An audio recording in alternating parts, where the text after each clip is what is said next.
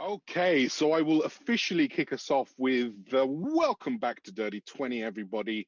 And today, yes, show 'em off. Oh, We poor have Erik.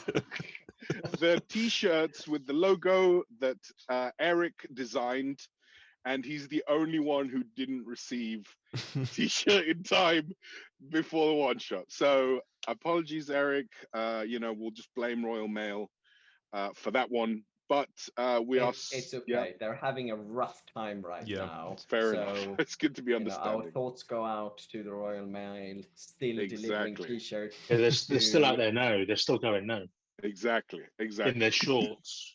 I know. But welcome back, everyone. Today we are doing our second playthrough that we are recording, and I couldn't think of anyone I would rather play with more again than these three lovely people. And actually try and kill them this time, which no, don't do that. But once again, we have Scott back. Say hi to the people at home, Scott. Hello, people at home. We have Jez also joining us, and we have Erik joining us. You're muted, mate. No, I have pushed to talk and forgot about it. Hello, everyone. Okay. And we're back to play a whole new adventure. This time based around spring and fairy tales, which is kind of one of my favorite elements of fantasy. So I asked these lovely people to create a character of 4th level.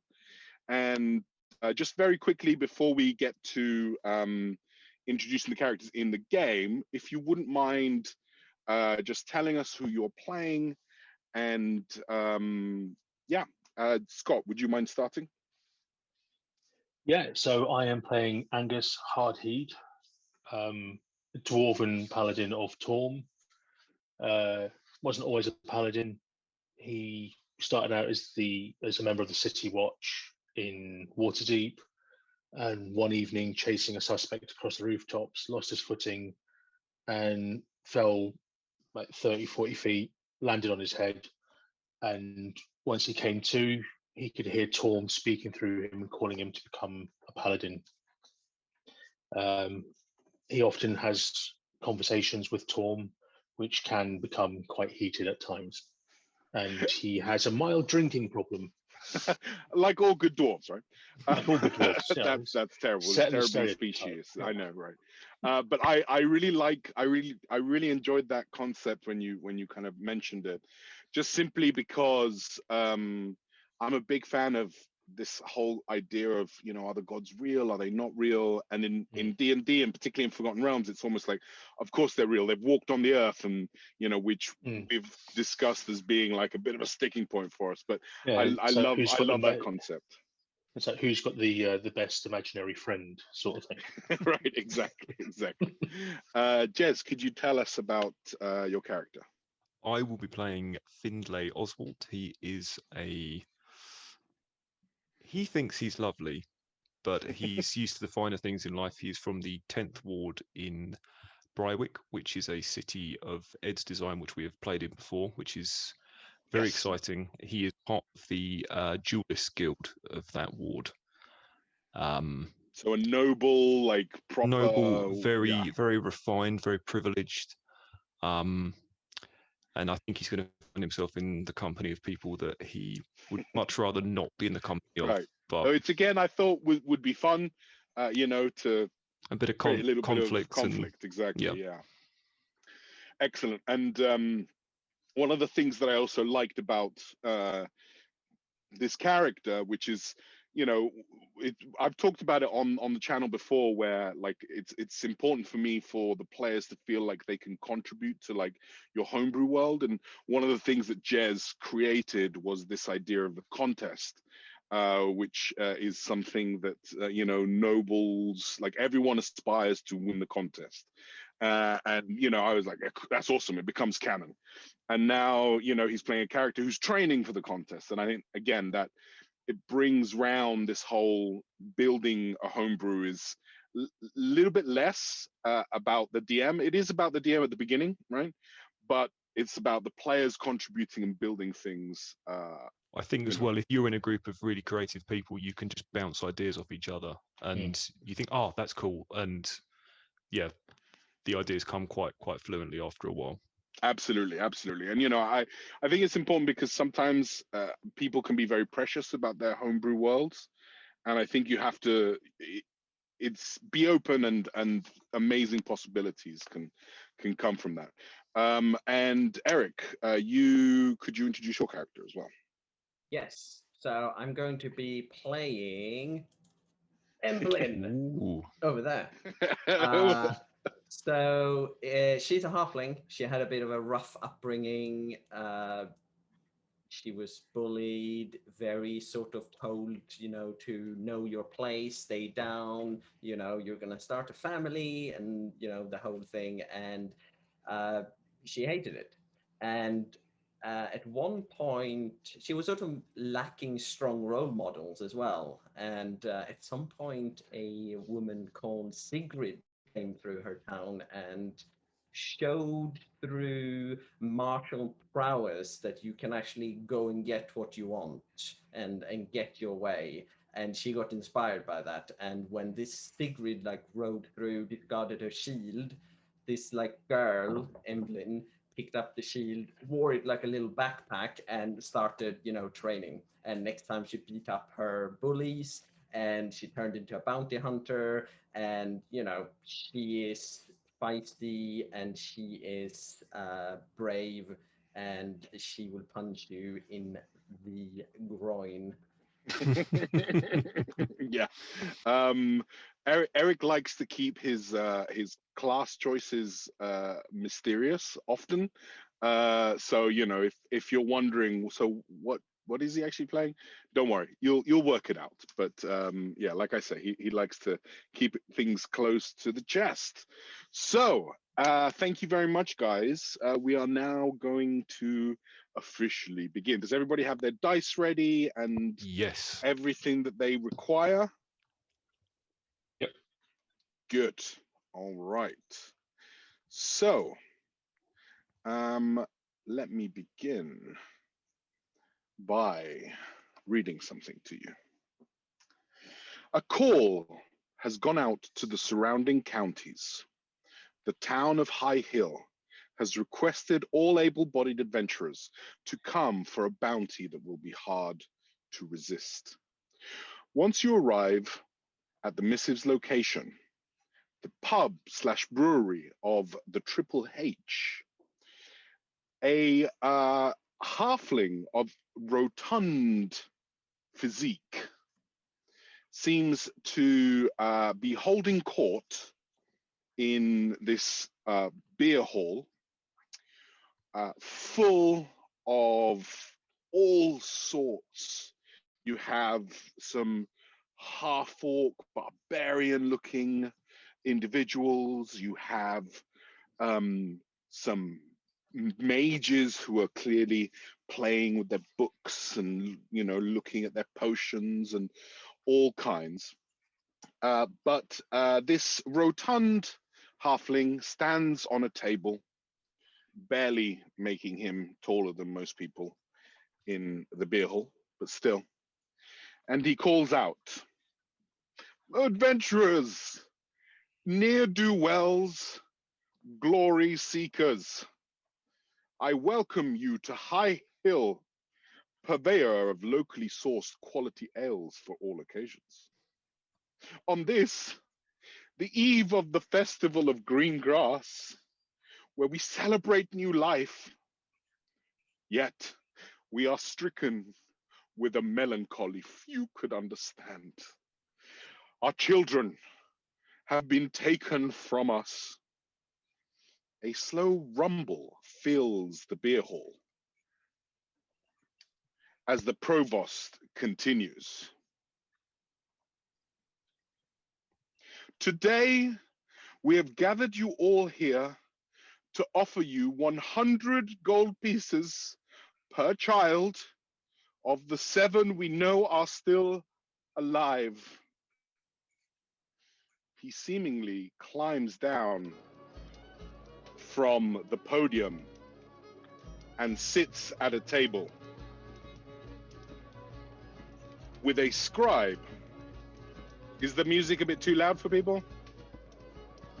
No? Sorry. A little bit. Okay, that's fine. Delicate is. That better? Noble upbringing. Yep, okay.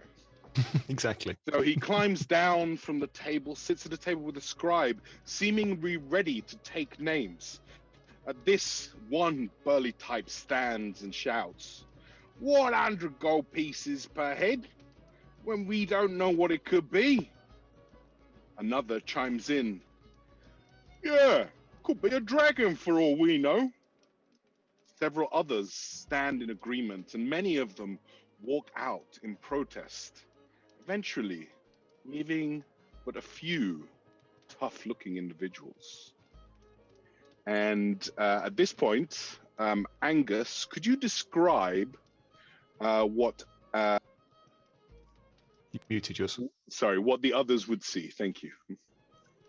Yeah, so Angus is tall for a dwarf. He's 5 foot, quite burly, fairly muscular, flame red hair with streaks of white, and he's like braided the beard, and they're braided with with gold.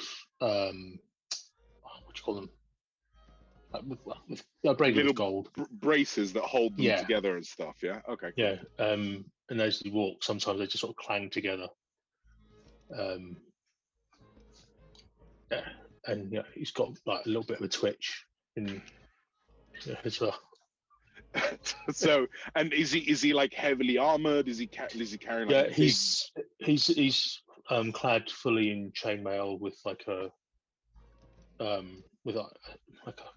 cloak, with a fur-lined cloak around his sort of clasp around his throat. His shield slung on his back, and a hammer as well. Looks ready for battle. Yeah, not shy of a fight. Okay, or a drink. Hasn't that a drink? Has it? I imagine he's probably got a few like tankards of beer in front of him that are empty. He's drinking like people are trying to take it away from him. And in fact, this is very prime ale. High Hill Hops is considered one of the best beers on the Sword Coast, so you are enjoying it thoroughly.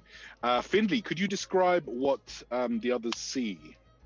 You see a young man, human, about 23, short cropped, dark hair, dark eyes. He wears a very fine leather jacket, leather trousers, leather boots. You'd guess that there's some sort of fencing equipment or some sort of dueling equipment, all very finely made, nice brass buttons, elaborate design. He has a very elaborate ring on his finger. He has a rapier at his side and a dagger as well, both top quality. He looks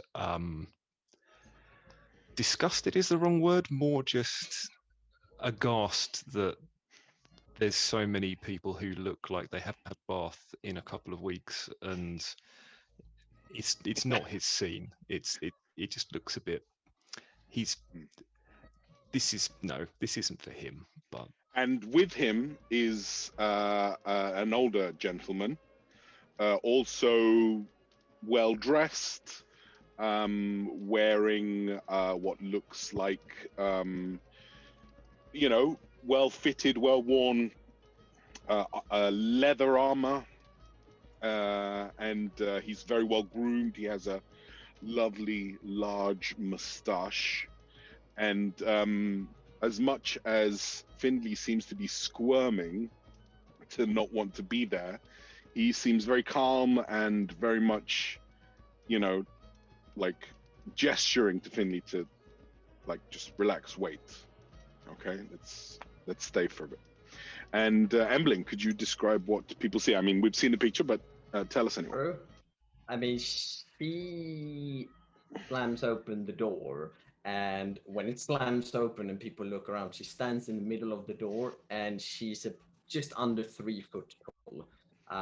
And she just stands there with her arms crossed, just staring into the room before on quite light feet, quite agile. She's very small and lean. She just sort of walks through and probably grabs someone's drink off a table, takes a sip, spits it out, and puts it back. And she wears just simple clothing, really, as far as you can see. She does have some tattoos running down one arm in a sort of light blue, and it's from a distance she probably looks like a small human child, because she's got very petite features, you know, very round, small eyes. Sorry, large eyes, and shock white hair. Excellent. There are a number of like just other patrons who clearly weren't there to listen to the provost and his little speech, who are drinking and seemingly kind of ignoring everyone. But at this point, you are free to interact with whoever. If you want me to describe anything, just ask away, guys. Finlay would turn to the gentleman sat beside him and say, I know this is what Father's paid you to do, but I mean, really, is it necessary for us to be here? It does seem rather rural. Now, young lord, we are here to train you for the contest. And in order to do that, you must experience many aspects of life. I believe... I've been to the 10th Ward. I know what life's like.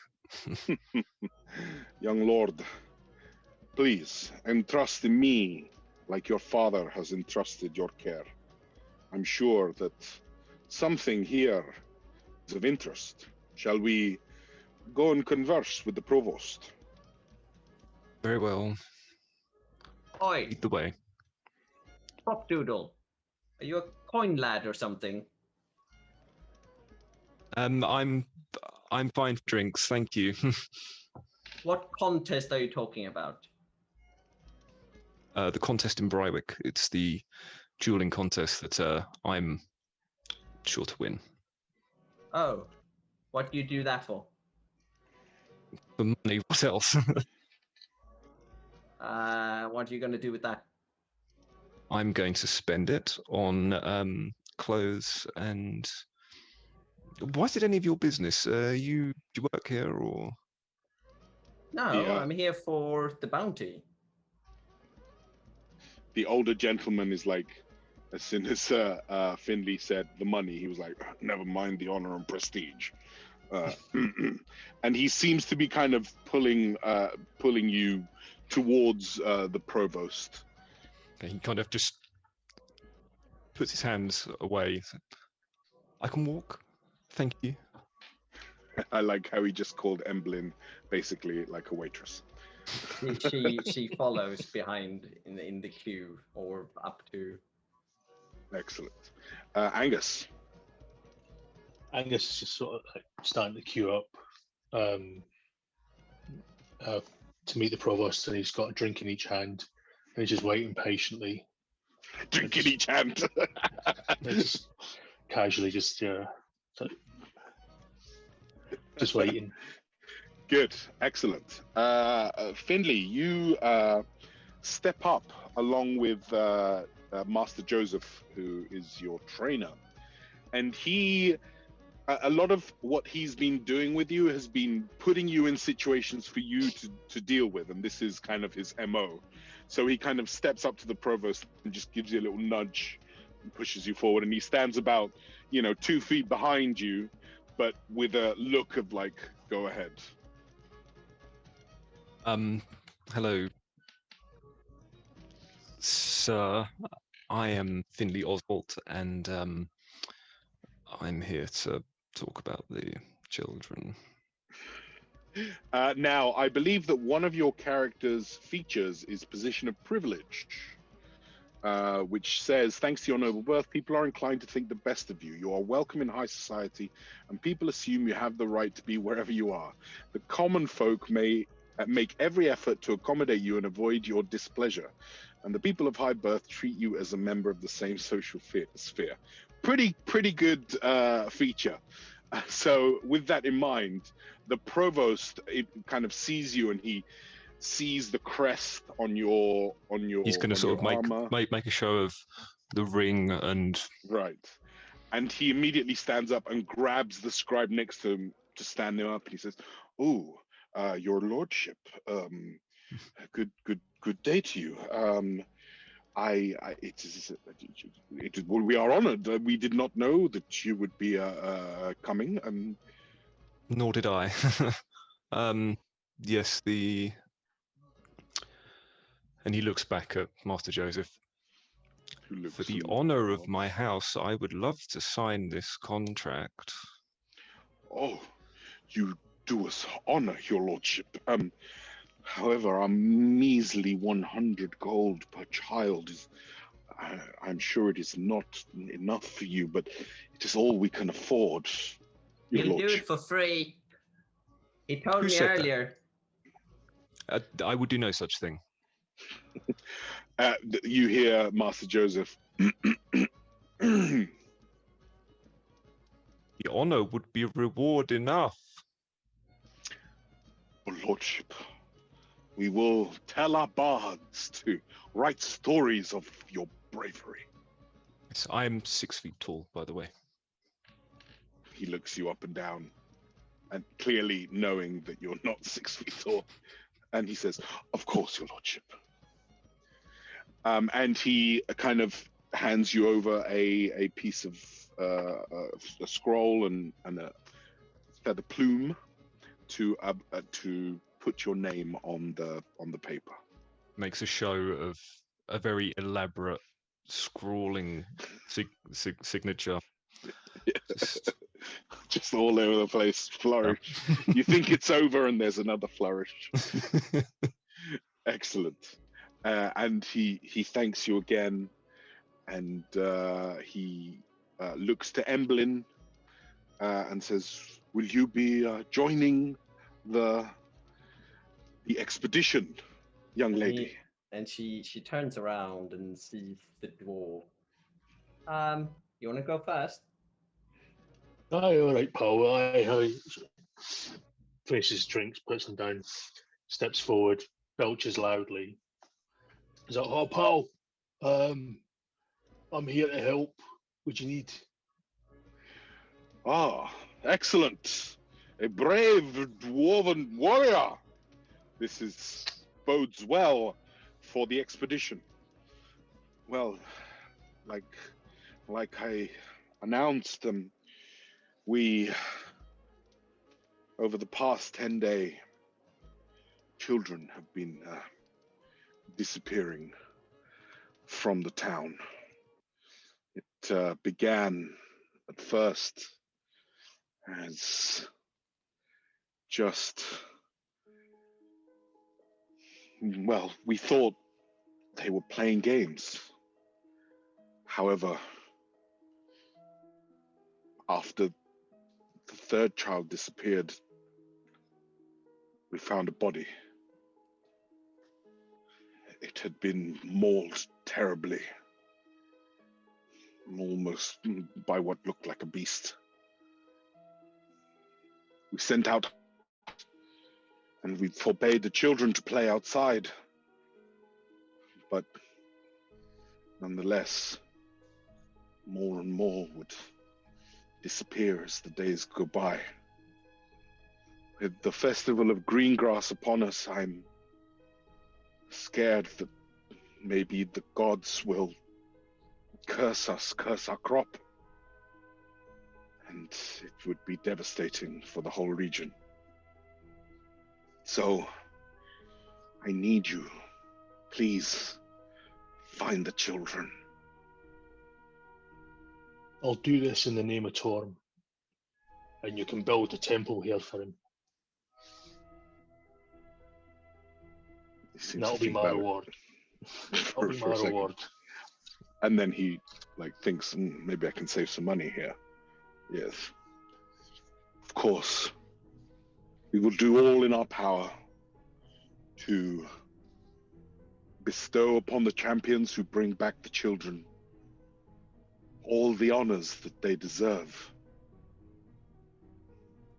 What say you, young halfling? Are you willing to join the expedition? Yes, I will come. Affix your name here. Hands you the scroll. So this one body, the mauled body you found, the bloody one, Yes. Where was that? It was in the forest on the outskirts of the town. All right, and these loiter sack hunters, did they come back with anything? Did they do anything good? No, they didn't. But they came back with rooms of music being played at night. That was all they said. What? What? Really? In the forest, yes. We're to go to the forest and kill a bard, is that what you're saying? I don't know. Why would a bard want our children? Why would it eat them if it was just a bard? Strange rural tradition.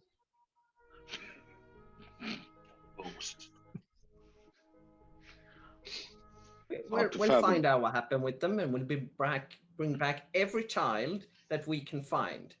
For free, absolutely. We're trying to do something good here. Thank you, young halfling. Your names will not be forgotten if you can pull this off.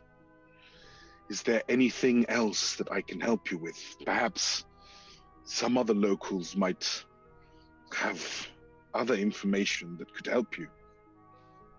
But I'm happy to answer any questions. Meanwhile, Emblyn sort of walks up to the table quite slowly and then does like a perfect double standing jump and lands on the table and sits in a deep squat as she's signing her name. And you can see she's got this big round shield on her back that's strapped like a backpack, over each arm. And there's a rather large sword. I mean, for most people, this is probably like a short sword or a long sword, like something like that. But I mean, it's about the size of her. Okay, so it would be like a great sword in anyone else's. So, that's the proportion. Interesting. And she sort of sits there with her tongue out, trying to focus as she's trying to like put her name on the paper whilst listening. Good. Angus goes to sign as well, picks up the quill and looks at it, a bit confused for a second, and then reaches for the ink pot, knocks it over, gets it all in his hand, and he just looks at his hand covered in ink, and he just uses that to mark the paper as his signature.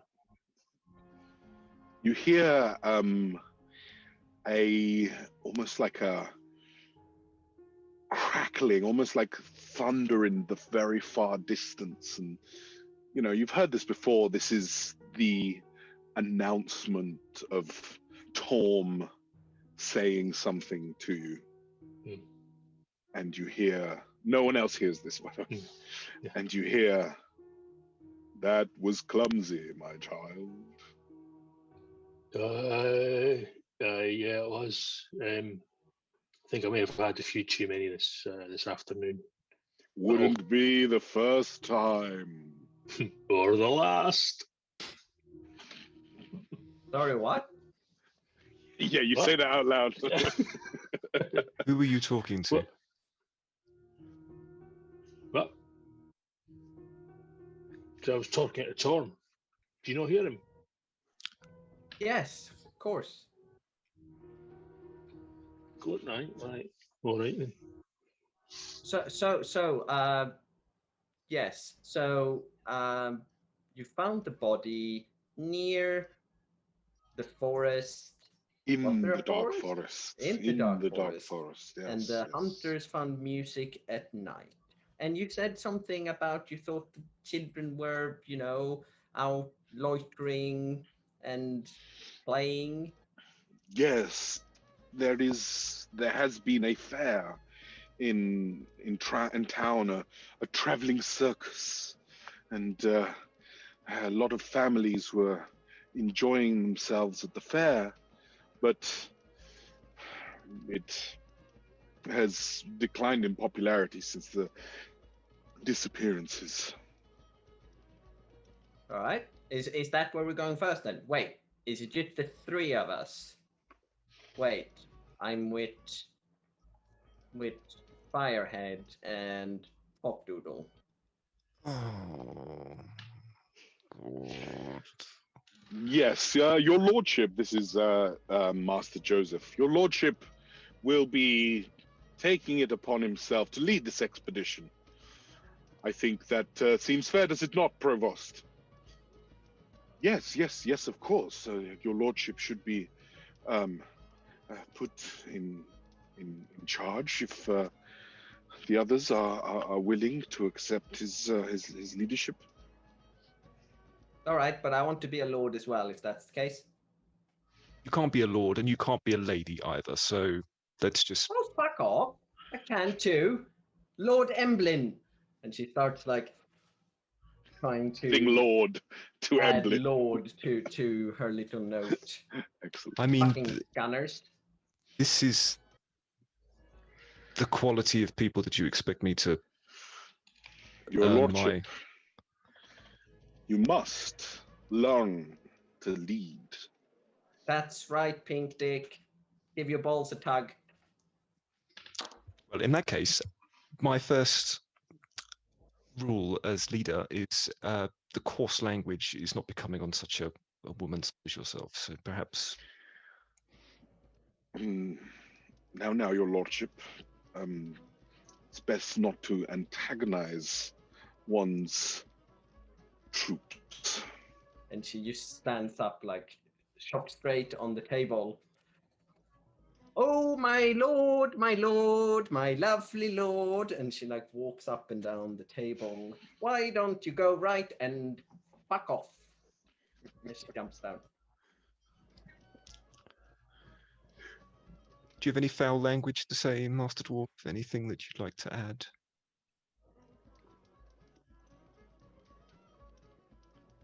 Sorry, say that again.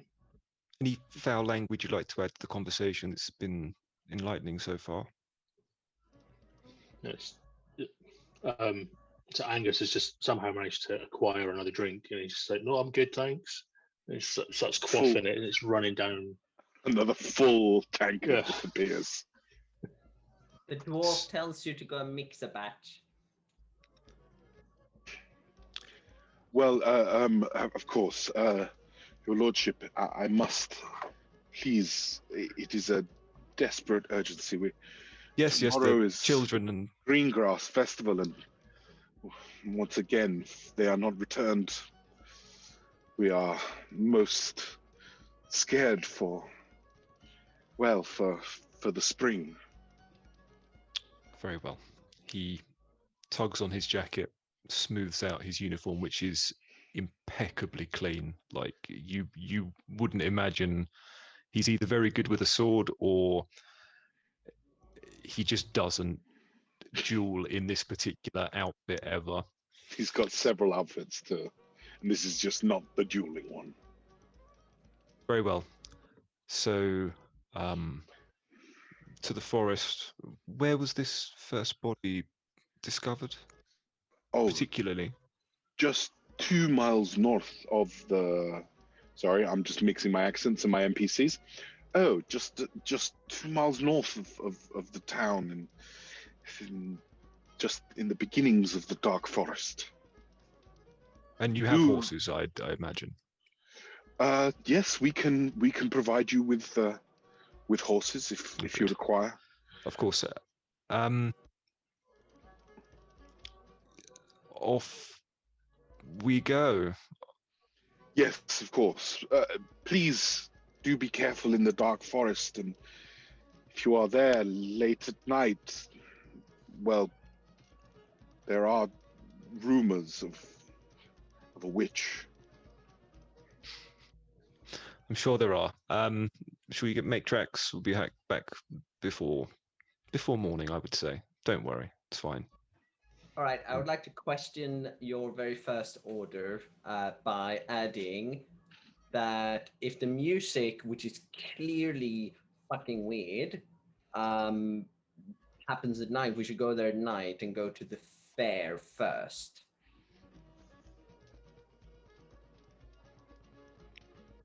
Well, it's all right. You can pretend it's your idea, Fopdoodle, if it helps. What a marvelous idea! Let's go to the fair. Excellent. Pitter patter, and she starts running off. Okay. Excellent. So we are going to the fair. Is that correct? Yes. All right. Good.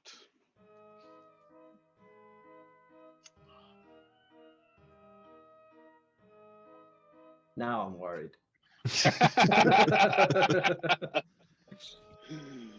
All right. Okay.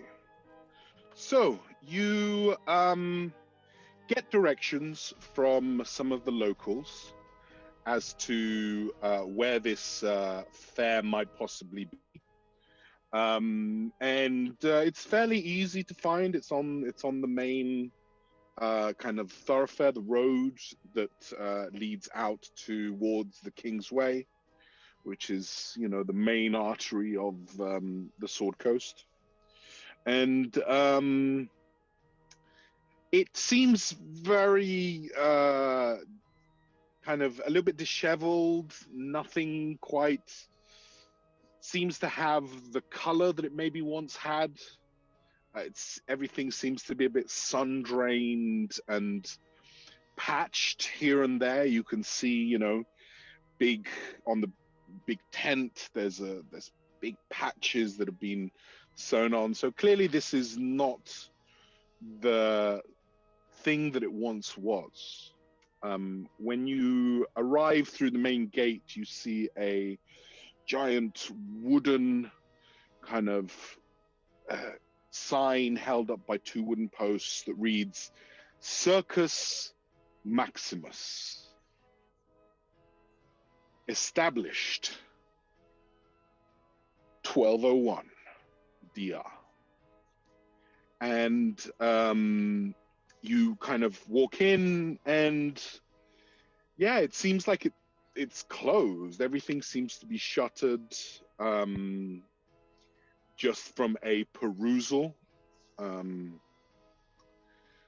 But you think you do hear or smell some cooking going on. There's clearly, you know, maybe people encamped somewhere nearby. But yeah, that is what we see. I am standing. If there is something to jump up on, I do that, and I just start like scouting, see if I can see anything.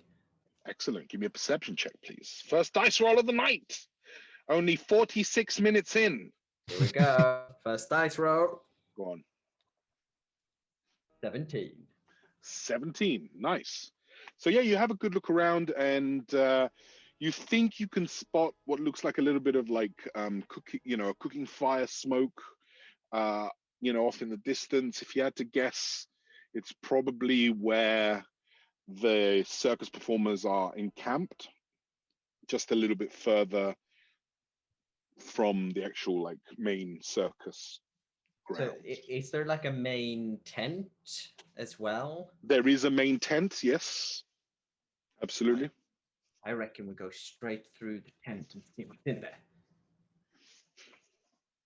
Yeah, I'm up for that. Yeah, of course you can go first. Yes, lords first. To me, and then you, and wait. Dwarf, what's your name? You talking to me? Yeah. Take you by the hand and you start shaking it vigorously. So, Anger's Hearted. Nice to meet you, Angus. Do you want to be a lord? It doesn't work What like does that, it Angus. involve? It involves being born to someone who's presumably, I mean, if you knew your father, it's just not. Fuck off. He knew his father. You knew your father, didn't you, Angus? That sounds Yeah, like a Fergus. plan, my son. You hear? He's like stroking his beard, like all the way down. Lord Like really Hardhead. I could get used to that. Fantastic. All right, let's go. And she runs into the pantry. Excellent. So as we're sort of moving on, Angus is getting he's getting that feeling of unease. So he's got his hand on his hammer, ready to. Well, he's drawn his warhammer, just as a precaution. Excellent. You notice that Finley he's allowed you to go first. Like, he doesn't seem particularly keen to get his boots dirty or to get his clothes dirty or to get hit by anything. So it's more of a gesture of manners, but he's letting you go first. So and this just goes straight over Angus's head, and he's just like splashing through the mud as he's walking. So is Finley. He's like, constantly scouting, making sure he doesn't bump into something or something comes too close, or It's more, it's just he doesn't want to get some tear in his cloak or his clothes or anything. This is a very rundown. It's not particularly nice. So, Emblyn, you kind of tear through the circus tent, and you come into a very dark place. There's just one beam of light coming in from the central hole at the top. And you're kind of immediately taken by this place. It's there's a giant circle with sand in it. And as you kind of step through, you look around and you feel it's almost like hay on the floor mixed in with the sand. And Angus comes in behind you, and Finley kind of follows. And I'd like everybody, please, to make perception checks. This is for something that you will be hearing. 4. 5. 5 from Angus. 19. 19 from Emblyn. Okay. Emblyn, you hear a very subtle metallic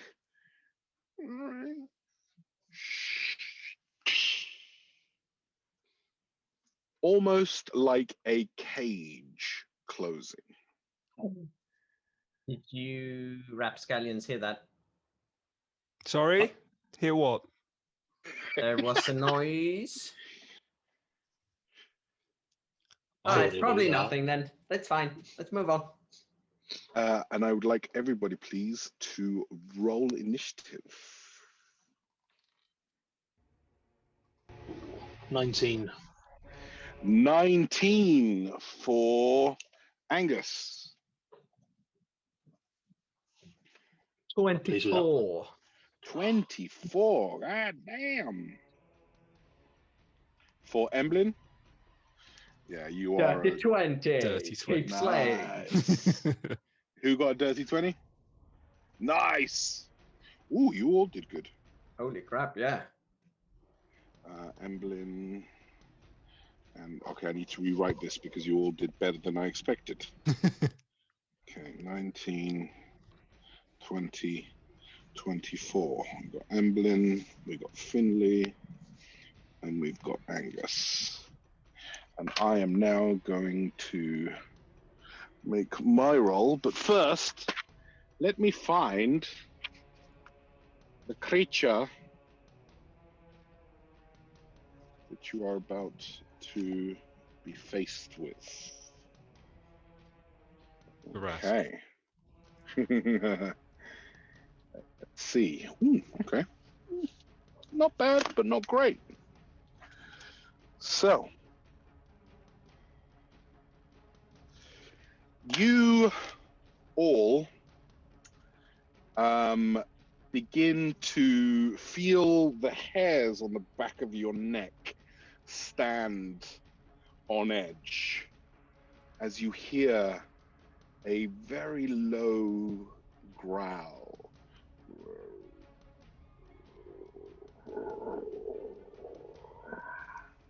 And you see, as out of the shadows, a creature that you may or may not have seen in your lives. It is feline looking, and it is seemingly covered. Sorry, not covered. It has tentacles coming off its back, and what at first just looked like a very large tiger or something like that steps out on 6 clawed paws, and it looks at you, and it is a displacer beast. Are we familiar with the displacer beast? I've not fought one yet. No, I've not fought one, but I've You're familiar. familiar Let me with it, just show very quickly what that creature looks like. Okay, so that is the displacer beast that steps out. Uh-oh. And Embly, it is your turn. What would you like to do? As this beast slowly starts coming out from the dark in towards the center, in towards the light, so we can see it, and then she's like slowly starts pulling a sword, and it's stuck, and she pulls it a bit more, and it's still stuck, and then she slowly puts it back again, and then she starts running towards this creature, with a proper silly time. And she just runs up to it and wants to essentially glide sideways with a fist in towards the side of the side of the creature. The side of the creature. Okay, excellent. So you run up to it using pretty much your full movement. It's about 25, 30 feet away from you. And you go to punch it. Roll to hit, please. Tell me what you get. Ooh, okay, 19. 19 is a hit. Do your damage, please. I will do my damage. I will do 7 points of bludgeoning damage. 7 points, excellent. And it's just like thrashes in, and she's like stopped and like sliding slightly on the sand as the fist like connects. Okay, excellent. Now, as you do this and you connect, the beast seems to like blip in and out of existence almost. And what else would you like to do? And then, as that has connected, I want to try and see where its groin is and knee it there. Okay. Which is probably going to be like, you hold somewhere on the back, and you said it has 3 pair of legs. So, it does. You're just going to aim in the general direction. Of last 2, yeah. Knee shoots straight up. Excellent. You're going to roll with disadvantage this time. Yep. One of them is a nat 20. And the other one is 18. 18 is still a hit, though. Echo cracker. And loud crunch, 5 points of bludgeoning damage. Excellent. Right in the groin. Take it. Good. All right, Finley, it's your turn.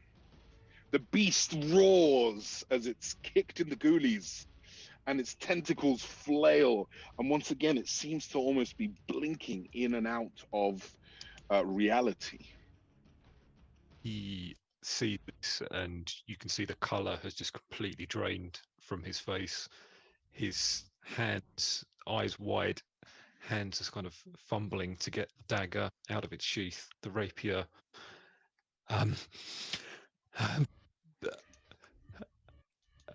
It's terrifying.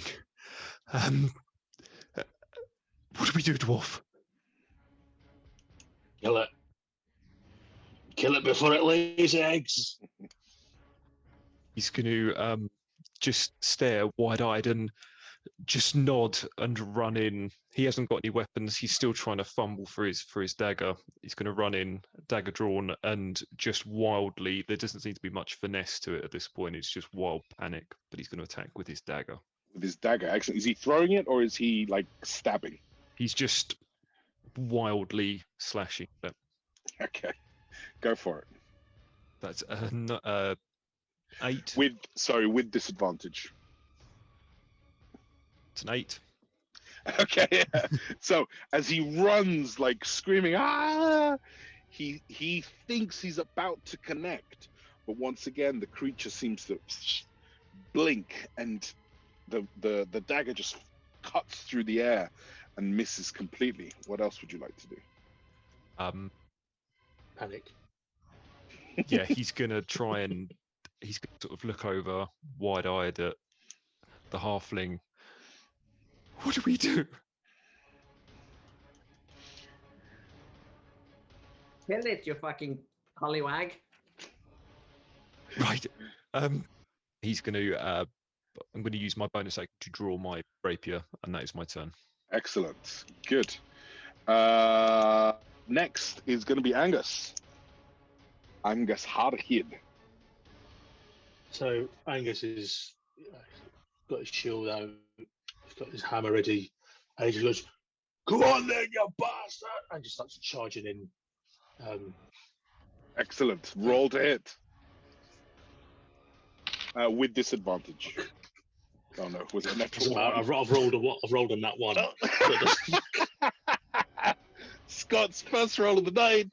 Oh no, it wasn't technically, but first attack of the night is a natural 1. Okay, so with the zeal of Torm just egging you on, like, kill that filthy feline, my son.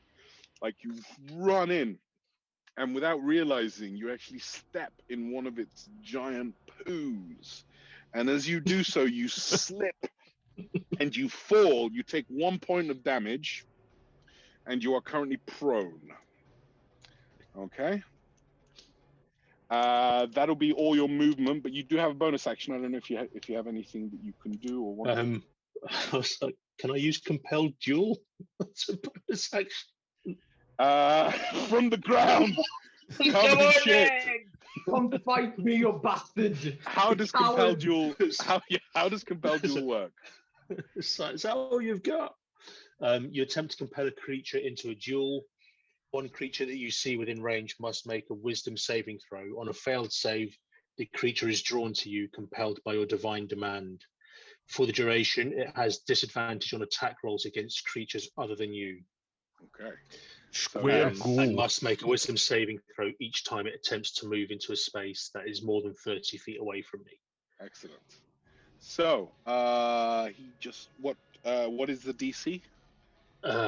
11. Okay, yeah. Got really low wisdom. Basically, Angus's compelled duel.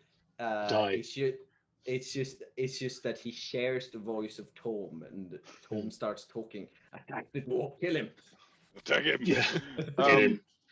So Angus is like dived in. He slipped on a poo, fell face on the ground, but he looks up and he yells expletives at this giant cat, and the cat does one of those little things.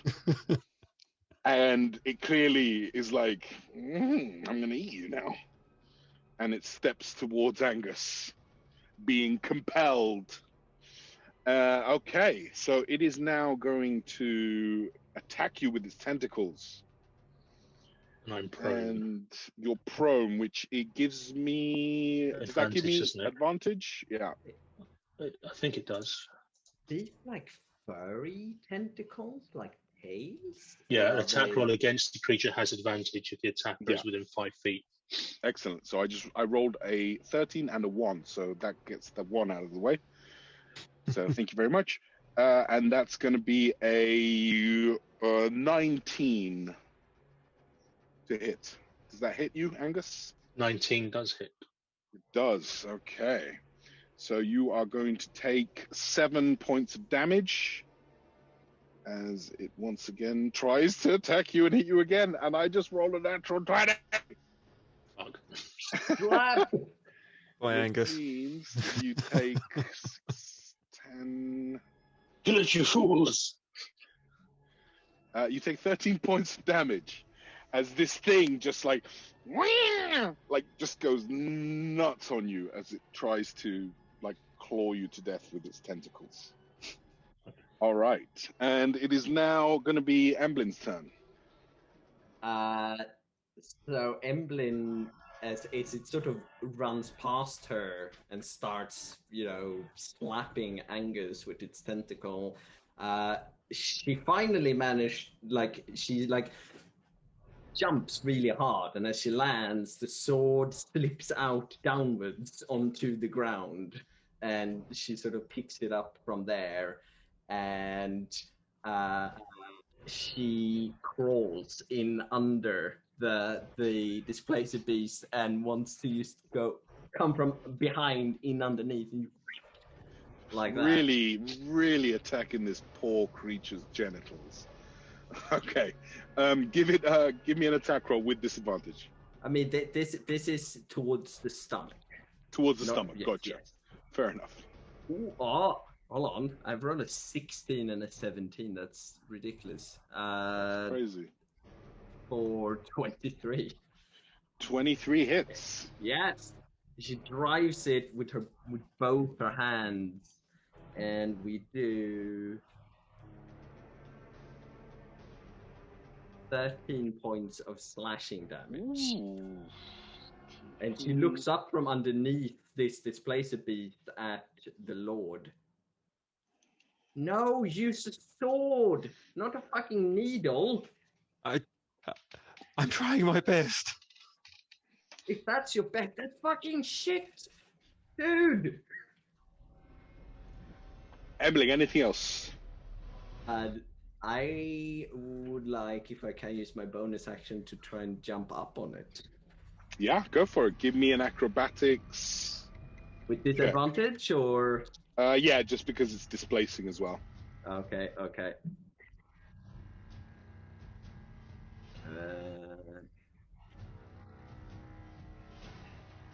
Math 16 acrobatics. 16 acrobatics with disadvantage. Yes. Oh yeah, you jump on its back. Well done. So she just then use with her left hand and goes up and sits on it. Yeah. And, so you're now Emblin is currently on the back of this displacer beast, like grabbing onto tentacles and just fighting to stay on. Findley, it's your turn. He looks, this is like a fight that he's never been in before. It's always been in a hall that's warm and people clap and they smile, and this isn't normally in a dirty circus in the middle of nowhere with a dwarf and a halfling who are crazy. He looks like behind the beginning him. Of a joke. Yeah, he looks behind him. There's no chalk line. The floor is made of sand and hay. How did I get myself into this? He shakily draws his rapier, takes up proper stance, tries to sort of focus on the tentacle and picture himself anywhere other than this. He's back in Briarwick. This is a friend who's going to let him win because he's Oswald and he wins, and he's going to attack with the rapier. For first attack is a 15. 15, okay. That's a hit. 8 points of damage. 8 piercing points damage. Of damage. Excellent. I'm going to use my bonus action to attack with my offhand weapon. For a nat 20. Ooh. Nice. So that's 25. So what's the total? Oh, this is going to be painful. So the first damage was... What was the first damage, did I say? 8. 8, yeah. So then the dagger is 9 points piercing damage. 9 points. So we're maxing a dice, right, which is D4. Then you're rolling a dice and then adding your bonuses. Yeah, that's 9 for an extra 9. Oof. 2, 3, 4, 5, 6, so 7, he sort 8, of 9. Adeptly flicks the rapier, cuts across, and then with the dagger behind his back, brings it up as if he's going to parry. Cuts right across the tentacle. For a second, like, and this is where I imagine Findlay is actually quite talented, even though he's an arrogant prick. He's very good, but it's... So for a second, just everything gets quiet. And he takes a deep breath. And he goes into kind of one of the, moves that he knows how to do. And he executes it perfectly. And he can almost hear in his mind's eye, like the applause of the crowds as he completes a perfect slash, swing, and stab with his backhand. Beautifully, beautifully done. He looks round to see the crowd, and there's no there. But there is a halfling. Slowly, the clapping just turns into Emlyn, like riding. Yeah, right. Everything kind of dissolves, and you're still in this disgusting place where you can smell this creature's just excrement.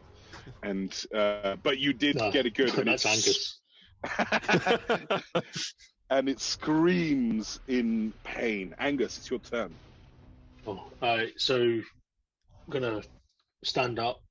Yep. And use my movement for that, and have a crack at him with my warhammer. Excellent. Oh, 23. Ooh, that hits. This is obviously not very happy. Yeah. So 23. So 1d8 plus 4. D8. 7. 7 points of damage. Actually, 1, 2, 3, 4, 5. Yeah, bludgeoning damage. Okay, good. Anything else? As my bonus action, I'm just taunting it. Going, come on, then! Come on! Still giving it crap. Yeah. Excellent. Well, it's its turn now. And as it reels from this dagger that was plunged into its side, and this thing that's on its back currently, it's going to try and attack the creature on its back. Now, how does the compel duel work, Angus, if it wants to attack someone that's not you? It's with disadvantage. With disadvantage, okay. So first attack is going to go there, and it's going to be a 16 to hit. Emlyn? That's a miss. It's a miss. Good. Excellent. As it kind of fumbles to try and get you off its back. The next attack is going to be at Angus. Oh, and that's definitely going to be a miss. That's going to be 14. As it once again tries to kind of lash at you. And just like sidestepping it drunkenly. Yeah, almost by accident. Emlyn, it's your turn.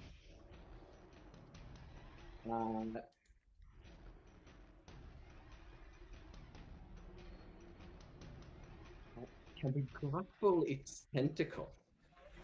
Can you grapple its tentacle? Yeah. I'll let you try it. I usually wanna hug them. Yeah.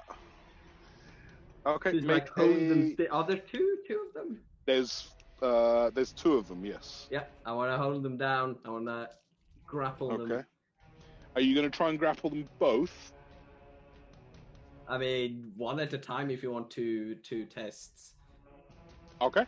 I'd give you disadvantage if you tried both at the same time. We're doing both. Do it. Okay, with disadvantage, please. It's going to be a contested strength athletics check.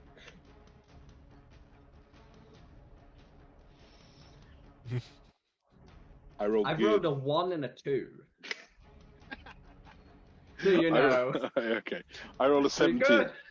Pretty good. So as you try and flying.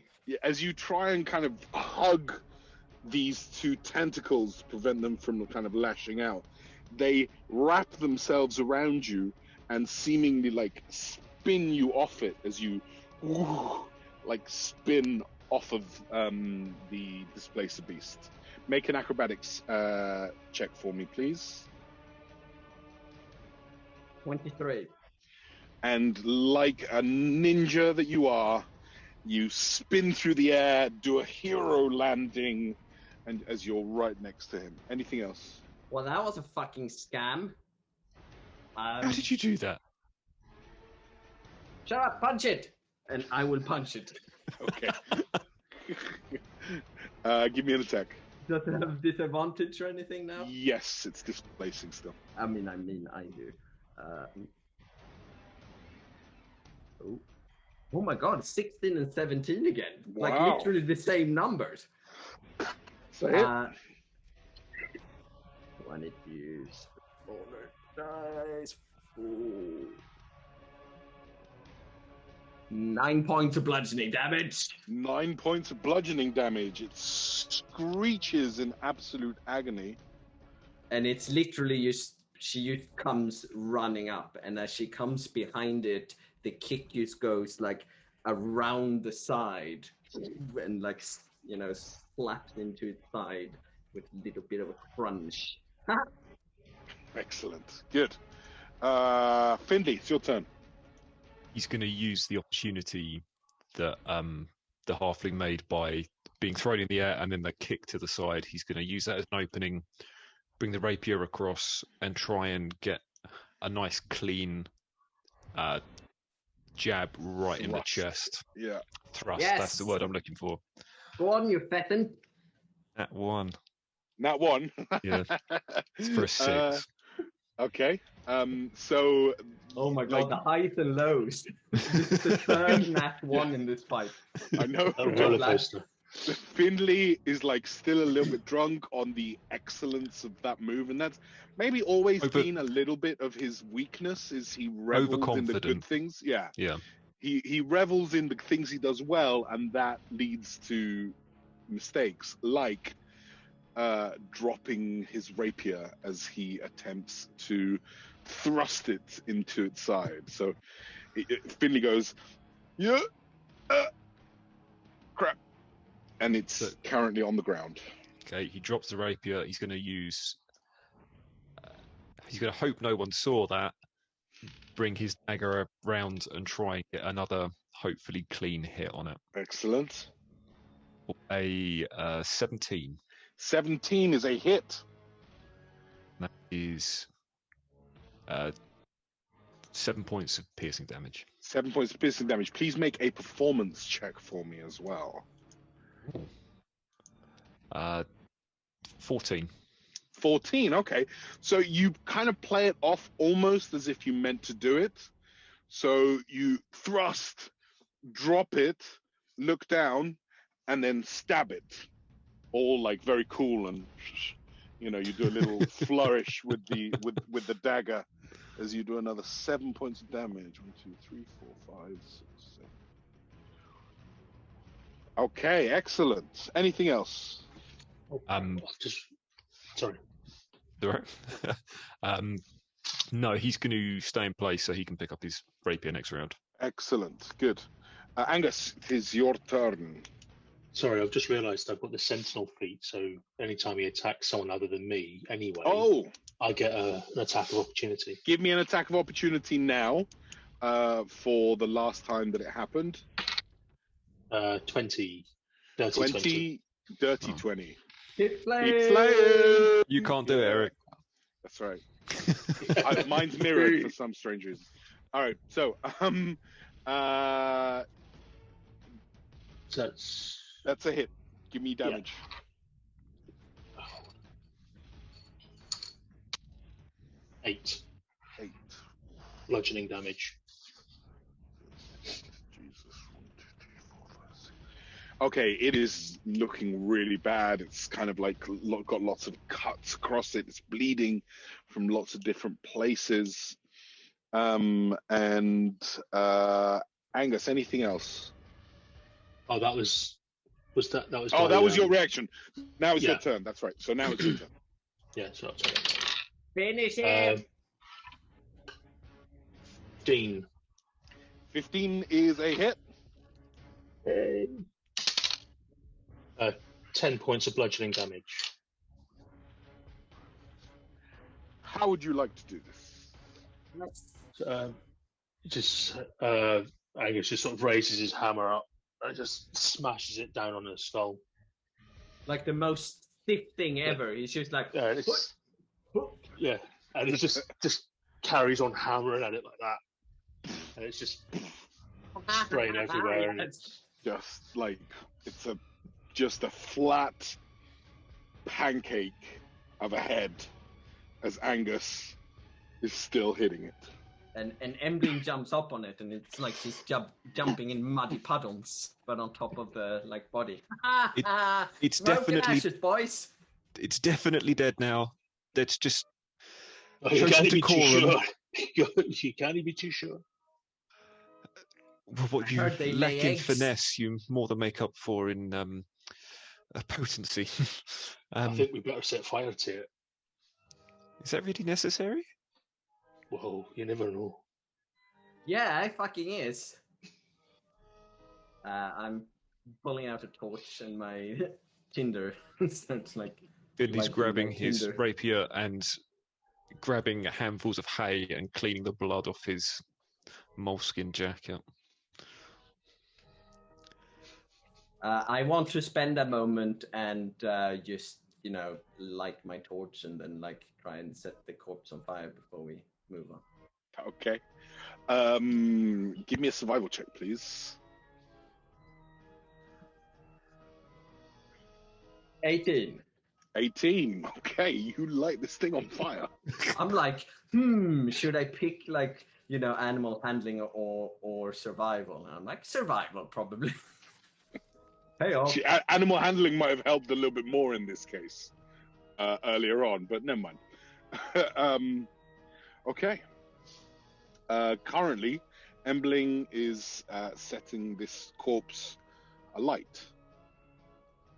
Finley looks round like the drunk dwarf, the pyromaniac halfling.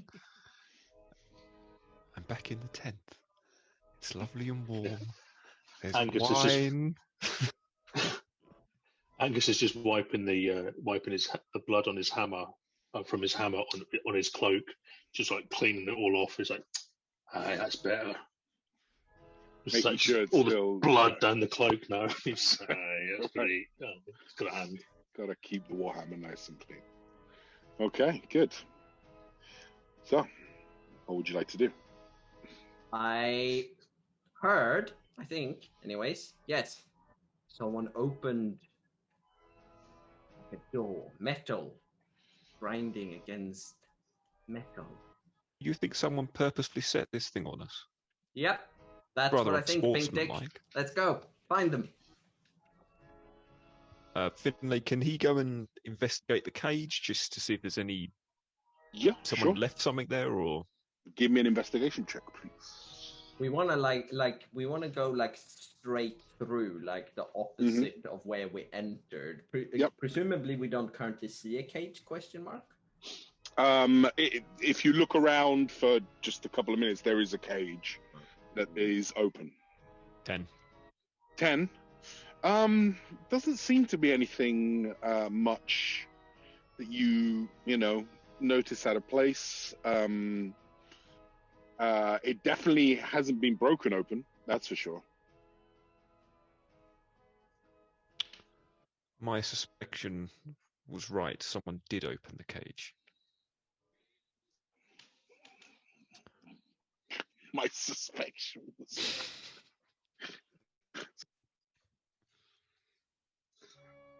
Angus just kind of looks at you like, what? Oh, suspicions. I like it, your lordship. Good one. So, where do you go next? Oh, well, you can see the cogs like turning in his head. Oh, just kidding. Don't care. And she starts walking towards the opposite side of the tent. You can see like a brief smile on his face. You probably get the impression that no one's actually spoken to him like this before. After you, Head Smasher. He gives you a wider berth this time, like respectful rather than smug. Oh, it's nothing to do with the smell or the shit on his clothes. A little bit. No, it's all down the front of him, isn't it? Like in the ring mail, it's just like, you know, like, oh my god, that's gonna be hard to wash out. Angus is thinking, bloody hell, it's gonna be a pain to get this crap out of my ring mail. Emily just drops her head like directly backwards, almost like, that's Lord Angus to you. No, it's not. Either way. Yeah, so Angus is just like rank now. He's just walking on. Doesn't care. Pretty distressingly disgusting. It's just an average day for him. It's just an average like Friday night for him, and he's just on his way. And sort of just casually just sort of looking about, seeing if he can see if anything picks up his interest. Give me a perception roll, please. Never mind. He's too preoccupied with keeping his hammer clean. Yeah. So if we're to assume that someone set this beast on up, it could be assumed that someone could have set another beast on other people. Perhaps people in the forest. You're Maybe. right. We shouldn't have burnt it. We should have checked the stomach first. God damn. As the smoldering corpse is like behind you as you walk out of the main tent and towards the camp area where you think the people who work at the carnival are currently at. Eventually you kind of walk into a little clearing, and yeah, sure enough, there's some caravans. There's some people seemingly just like cooking some food, making drinks. Yeah, so it seems like a carny campsite. Hello, greetings. Oh, yeah. Hello there. I'm terribly sorry, sir, but the circus is closed. We're all lords. We can do this. Oh, okay, little child. No, I may be small, but I'm not a child. The man that you're currently speaking to has kind of stepped out towards you. He's the classic image of the strongman from the circus, you know, bald-headed, big mustache that's well-groomed, and he's in this, like, striped singlet. And he kind of walks up to you as you come out of the little tree line. That's a fancy bathing suit. Where'd you get that? That's a fine what, sir? Bathing suit. Thank you. Well, they give it to you when you join. I am Ivan Markovich. I am the strong man of this circus. But that's like your whole thing. You're strong and you're a man. Like, that's it. That's all you do. He thinks That's a about it for pretty a second. straightforward job title. He says, yes, I have never questioned it, but it does seem reductive. So how does that work? You just go out there and you fucking lift things in your underpants? That's... Well, when you put it like that, it does seem kind of silly, but I was one of the most popular acts in Barovia. And now, well, the circus... Now you're in this horrible circus. Not Anyway... what it used to be, yes, but still, his Maximus, he tries his best. Evan, lift me. Can I sit on your shoulders? I'm sorry, it is my day off. Oh. It's because he can't do it. He goes and grabs Emblem. Do you let yourself be picked up? And he kind of lifts you up. He makes a big like show of like, and he kind of like twirls you around. You can tell that this is like a rehearsed thing that he does with like kids, you know, when they arrive in the circus and everything. And he kind of gives you a shake and twirls you around till you're like almost a little bit dizzy, and then puts you down. Angus looks over at Findlay and tries to do the same. Please don't. Get away, get away. Well, it's more than enough fun and games for one afternoon. I'm assuming you didn't hear us nearly be mauled to death in the tent over there. No, we Clearly did not. hear Where's anything. the owner of this circus? It's a shambles, honestly. Safety precautions are none. There's shit everywhere in there. Look, yes, Maximus is just over there, but don't worry about Kitty. She's a little bit feisty, but she's very popular around here. She's our mascot, so don't worry if you bump into her. She'll be fine. You may want to change Your the mascot mascot of the circus. Oh, no, we could never do that. We found Kitty when she was this big. She was so beautiful.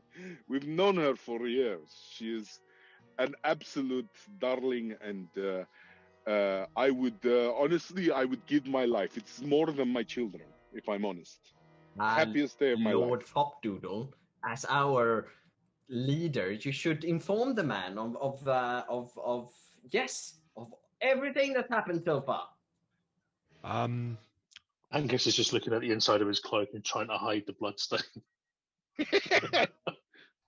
Well, just casually, we have come from High Hill because of missing children.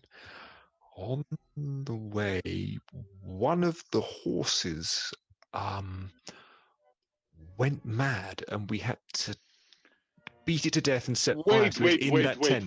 Wait. So if that's what you find in there, hold on. Why is it that any time something bad happens, we are always the first to be blamed? This is typical prejudice. Well, I mean, you are strangers to the town. If the you're boot wearing fits, your pants. We bring joy. We bring joy to the children of the surrounding villages and towns. Well, why would we hurt these children? Yeah, I have to admit, I feel a little bad right now, and I may have judged you unfairly. Either way, where are the missing children? Do you know? Of course I do not know. Now, if there is nothing else, I will say good day to you. And he kind of turns and begins to walk off. Where is your patok? I mean, your whoever runs this place.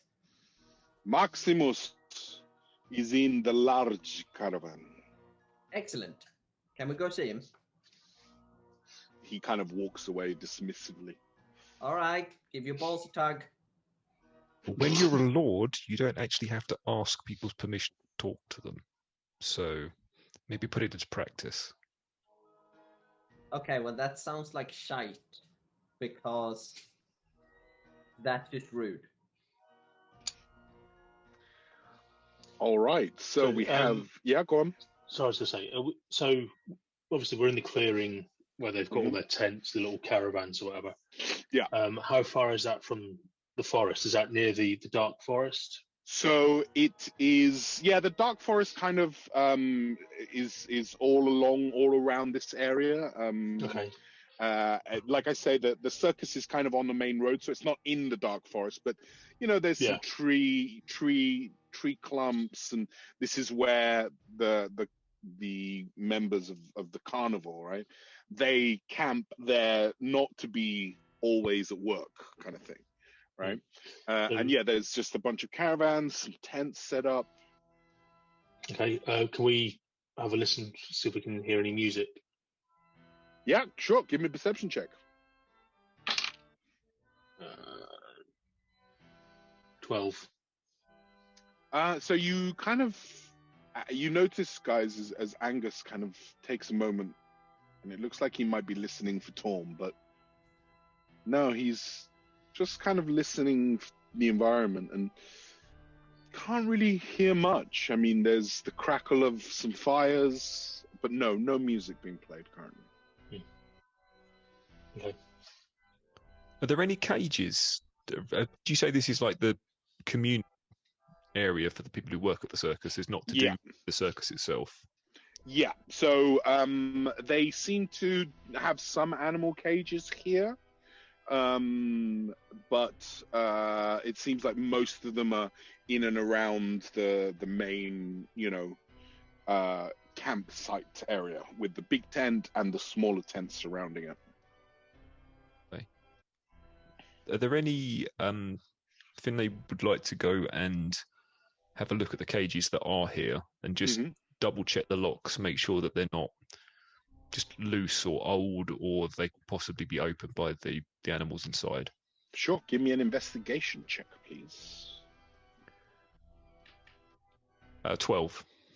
12. So you kind of take your time and you investigate it, and you're fairly sure that the animals probably wouldn't be able to get out of the cage. You're currently looking at a cage that's full of some kind of macaques or monkeys of some sort, and they're obviously very dexterous fingers and they're pretty smart, but they look fairly securely locked in their cages.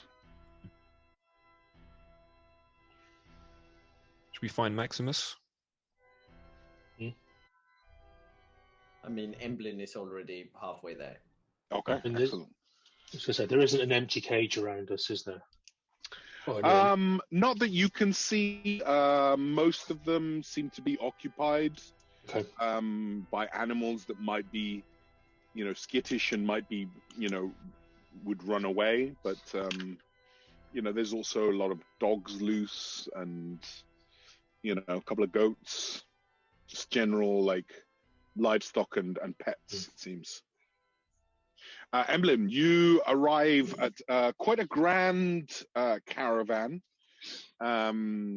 which above it has in once gold embossed lettering, Maximus.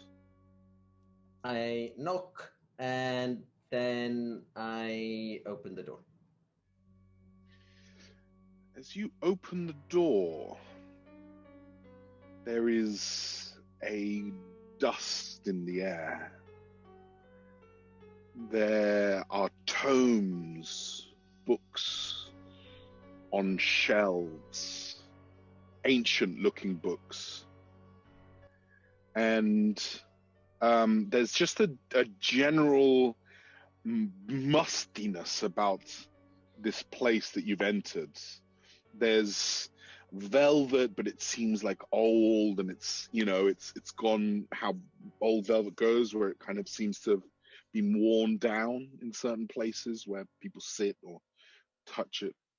And again, it's dark. There's a couple of just bright shards of light that seem to just be highlighting how dusty the place is. Just sort of sticking my head in through the door to look both ways. Hello? You hear a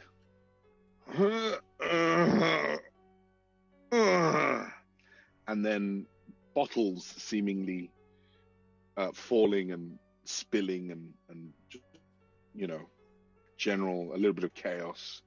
And what you thought was just a pile of just crap seems to kind of like move, and you see as a gentleman seems to step out of this giant pile. Ah! What? Hello?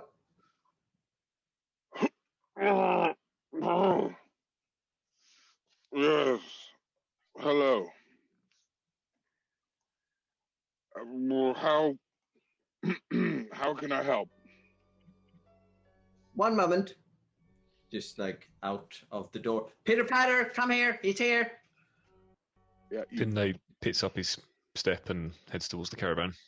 Yeah, you both reach it and step inside, and again, this musty oldness seems to permeate everything here. And this man, he's wearing a big kind of top hat that was probably once quite beautiful and fancy, and he's wearing torn clothes. And as you see, you notice that he's quite old, but he's also an elf, which must mean he is very old. Yeah. Look, I promise I'm gonna pay by next month. I just need a little bit more time, and I promise everyone's gonna get paid. Okay? Oh, hello. Who are you? He says, have you heard about our Lord and Saviour Torm? Not now. Oh, yes, lovely. I've got a pamphlet here somewhere. What a nice himself, chap. I once met him on a bender. It was very nice. Very nice.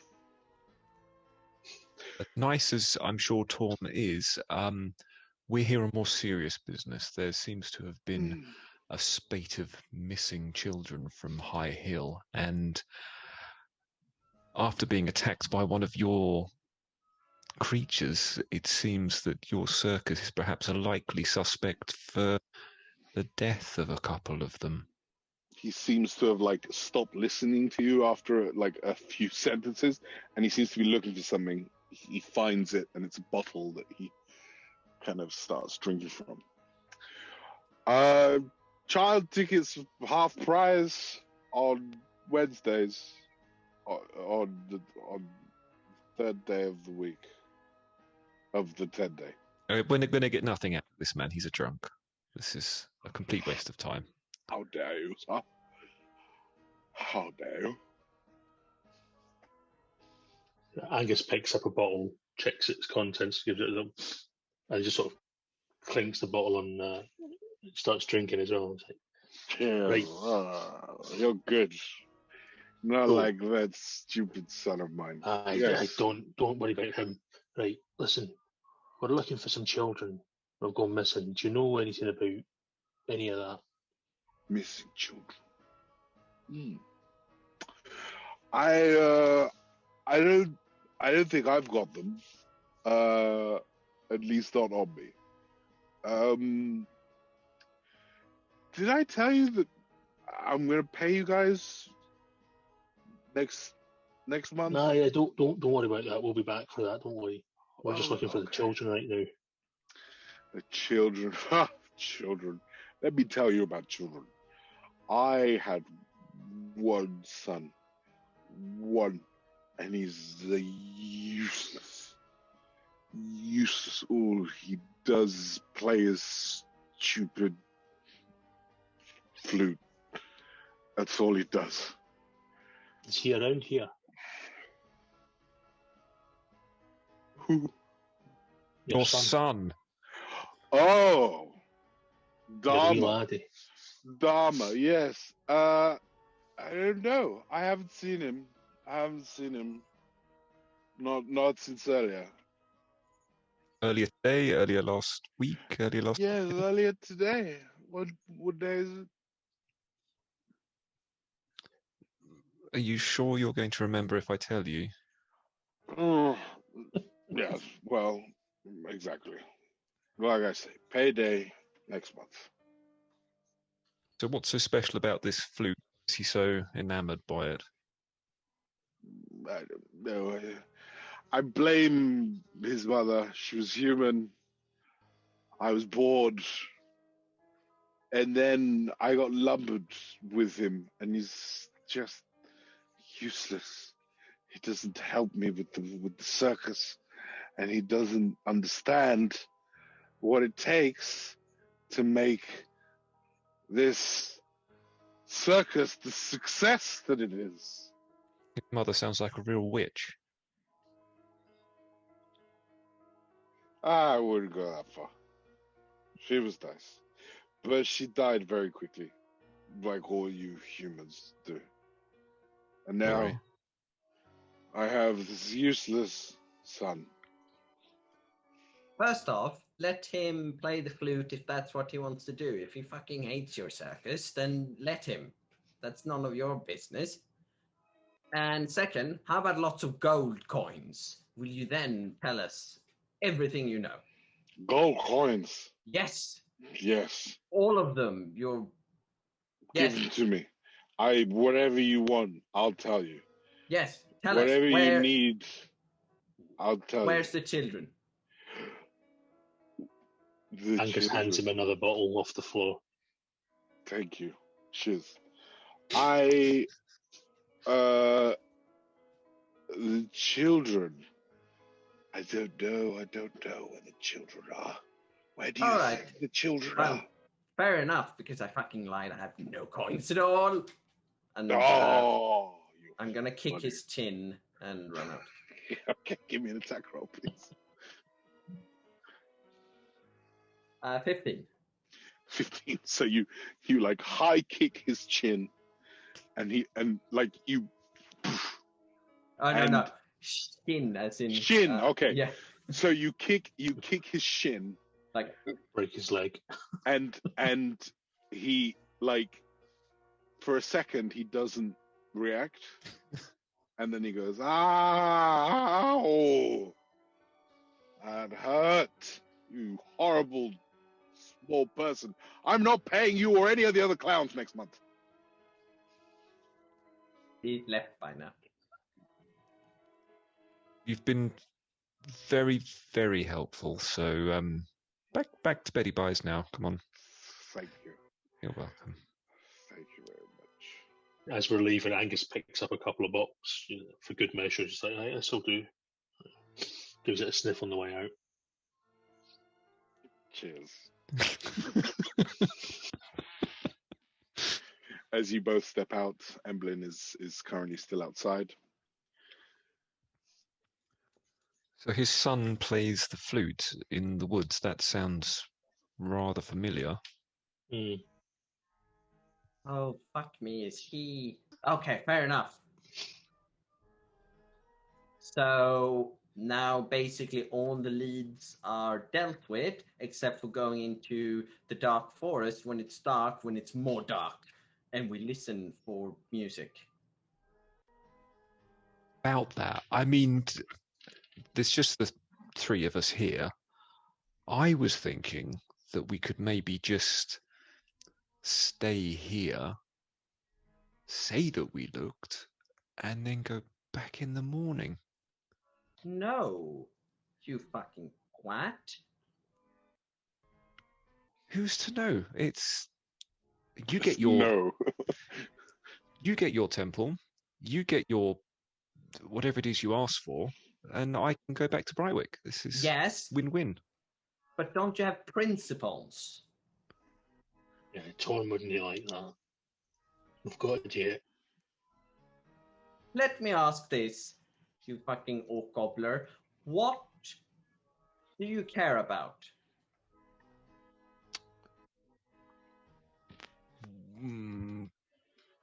Well, my father said he'd take away my apartment if I didn't. She picks up some mud and just throws it on his clothes. Do you know how much this costs? This is priceless. Okay, but now it's dirty. He's gonna smirk, give her a look, and then pick up mud and throw it at her. She just takes it. She just stands there, and she's like on his face, her and her face just. At this point, yeah, I was gonna say, Angus at this point, Angus hears Torm. That looks fun. So picks up like the biggest bit of mud he can, like a big mud ball, and it just runs at Finley. Okay, he doesn't notice, gets completely covered in mud. I'm the champion. Well, I can't go back looking like this. We're going to have to go into the forest now, aren't we? Okay, what if you got lost in the forest? I wouldn't be so stupid, honestly. It's. But you're about to go in the forest. You do realize that was just insulting yourself. I don't think anyone would miss him if he got lost in the forest. No, for starters, do you realize everyone's probably fucking hate you, Fopdoodle? Well, that's probably true, but I'm going to win the contest, and you're not, so... Okay, well, that doesn't matter. How long... It matters to me, it matters to my father. Oh, nice. Yippee! So, who won the competition last time it was? It was my brother, so I have to win. You're comparing sizes. I get you. Well, what have you achieved apart from living in a hut on a hill with a sword? First off, I do not have a hut. And second, I've actually saved quite a lot of people that are now very happy. And they remember me. And whenever I go there, they give me things for free without me even asking because they fucking like me. Do they? Yes. And they're going to like you when you save their children. When you ask them for stuff, do you have your sword out? Emblem, do you have your sword out when you ask them for stuff? No. Okay. Because I find that normally works for me. Fair point. I will remember that, but no. Do people genuinely like you? Like, genuinely like you? Yes. Really? It's called being decent. Fine. I will do my best to be honourable and decent. Perfect. Covered now, in shit. Let's practice some good language. Next time you draw your, what's it called? It's not rapier. A sword. The rapier. You go, come at me, tallywags. Come at me what? Say it again. Tallywags. Scallywags. No, tally. No, I'm referring to your bollocks. But you're calling them that because they're small and wrinkly. Oh, well, I'll give it a go. Excellent. Pitter patter. And she points towards the forest. Okay. Hold on a minute. Hold on. Angus is obviously, he's still a bit bloodied from earlier on. He's like, I need something to eat before we carry on. And if anyone's got some juice, that'll be grand. Could see if the drunk in the caravan you could has definitely anything. smell some food cooking somewhere around here. You could try and follow your nose. Okay. Do I roll for perception? Yeah, give me a roll for perception. Oh, nat 20. Boom. Like, you know exactly where this place is. It's like head just snaps round. It's like when my nose picks up Five Guys. It's like I felt a disturbance in the force. And you walk straight to a pit where a bunch of halflings are cooking up some sausages. And there's like a plate of sausages right there in front of you that you've smelt that no one's touching right now, almost like it was waiting for you. It's nice, thick, the bratwursty kind, like well smoked, perfectly cooked. So he comes out and he's like, "You and gentlemen, I see you've got some fine sausage there. Do you mind if I have a few?" Help yourself, my friend. So says the smallest halfling. No, so he picks up a plate of sausages and just sits down and starts shoveling them into his face.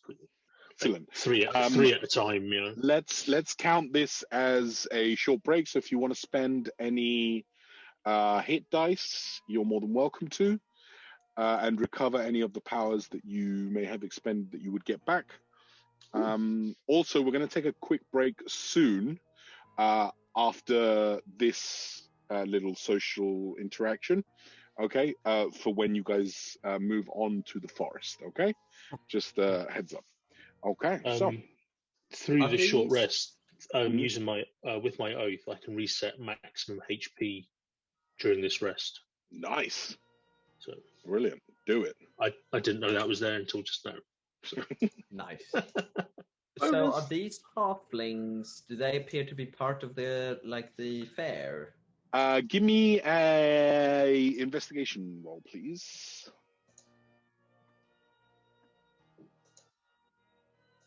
Four. I mean, yeah, you would think so. Otherwise, why would they be camped here? But you're not sure what they do. Are you cooking sausages for a living? Me? No. My name's Edril. I'm the boss of the clown troupe here. The ones who aren't getting paid. Oh. Don't worry about that. Maximus, he's all this. He said he had some history with his son. He said he wasn't too happy about their relationship at the moment. Give me a persuasion check, if you want, or intimidation. He wasn't trying to be intimidating. He just probably just comes across as a bit of an arse. But okay, that is dirty 20. Keep playing. All right. So he kind of looks at you for a second and he says, "Yeah, him and the old man don't get along. Family, right?" So where is he normally hanging out? He says through sausages, like bits of gristle and sausages spraying out. Work. Dropped in his beard as well. Sorry, where does he usually hang out? Was that the question? Yeah. Well, he usually has his own caravan, but yeah, he's not been around much lately. Usually he's just, I don't know, like a morale officer, tries to keep the workers happy, even though he doesn't really like his father or the circus. He knows how important it is for him, so he just tries to keep us happy. So he's not a bad kid. You said he normally has his own caravan. Has he taken it off somewhere, or is it still here? No. It's over there. But like I say, he doesn't seem to be spending much time around here lately. When was the last time you saw him? A couple of hours ago. He left on one of his long walks not that long ago. And when he goes on his long walks, where does he normally go? I don't know. He never really tells us. Well, what direction does he go? Ah, that way. Deeper into the forest. Ding, ding, ding, ding. And that's just the gold braids just like clinging together because he's getting excited. He's like, oh, I know where he's going. Okay. They say that new friends often influence your behaviour. When I befriended Elsbetha, that my behaviour was erratic often, but he hasn't mentioned any new friends or anything. No, I guess he's been fighting more with his dad recently than I've seen in the past, but like I say, it's family. Yeah. Can if I don't take the short rest, as I heard the whole thing about the caravan, can I sneak off towards the caravan? Like, you would not be able to spend any yeah, that's fine. hit dice. Yeah, that's fine. Absolutely. And just like sneak off towards the caravan, and I mean, if he's not there, you just like quickly do a like sweep and see. Yeah, absolutely. He's not there. Give me an investigation check.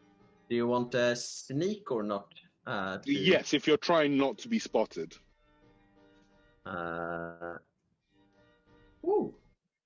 We have a 22. Nice. Yeah. Okay. And Suddenly, the investigation. Emblem is gone. 18 minus 1. Okay, so 17. 17. Well, still pretty good.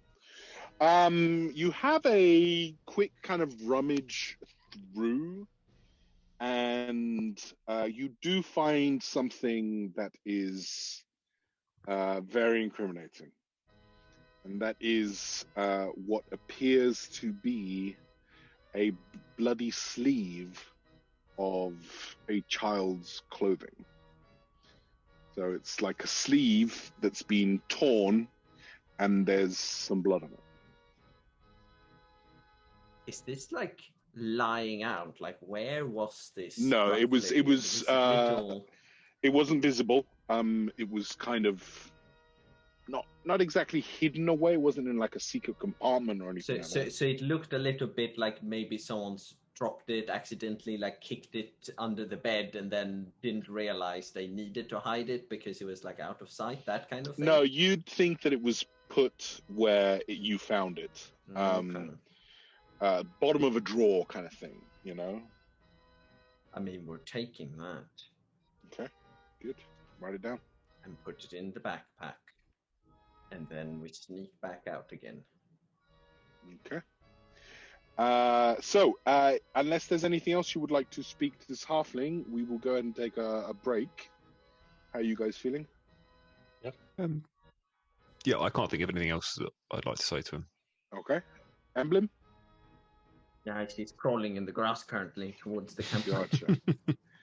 Okay, cool. So, I don't know if Jason is listening, but yes, he is. Of course he is. I'm always here. The producer is always listening. That's my nightmare. Always listening. So we're going to take. Sir. How you doing? How you doing? You're okay? I'm loving it, man. You enjoying it? Enjoying the banter. Actually, there's really good banter between you guys. There's a lot of swearing going on. Yeah, I like that though. You guys the are child, like the characters and doing it. Like I'm enjoying it, man. It's fun. Yeah, good. Yeah, excellent. All right, guys. So we're going to take a 10-minute break. Okay. Cool. We'll be back at 10:10, and we will head into the forest. Okay. Don't forget to give your balls a tug. Sorry, Do you how want- long? Do you want us? Do you want us to disconnect from this or stay? No, on this? stay connected. Oh, Yeah, actually, Jason will tell me. Yeah, it's up to you. If you want to have like some privacy, you can mute and turn the video off if you want. That's what But to stop the recording, you have to end the meeting, don't you? Yeah, that's what I mean. So if everyone just wants to stay on, that way I can keep it recording. So Yeah. Okay. Okay. Cool. Oh, Cool. okay. I'll just mute to the camera for. Yeah, Yeah, just put camera and mute, and then you can have all the privacy in the world. It'll just go back down to a certain amount of screens, and that'll let me talk to anybody else that comes in anyway. So the Zuckerberg is always watching, though. So remember, see you in 10. All right, guys. See you in a bit, guys. See you in 10.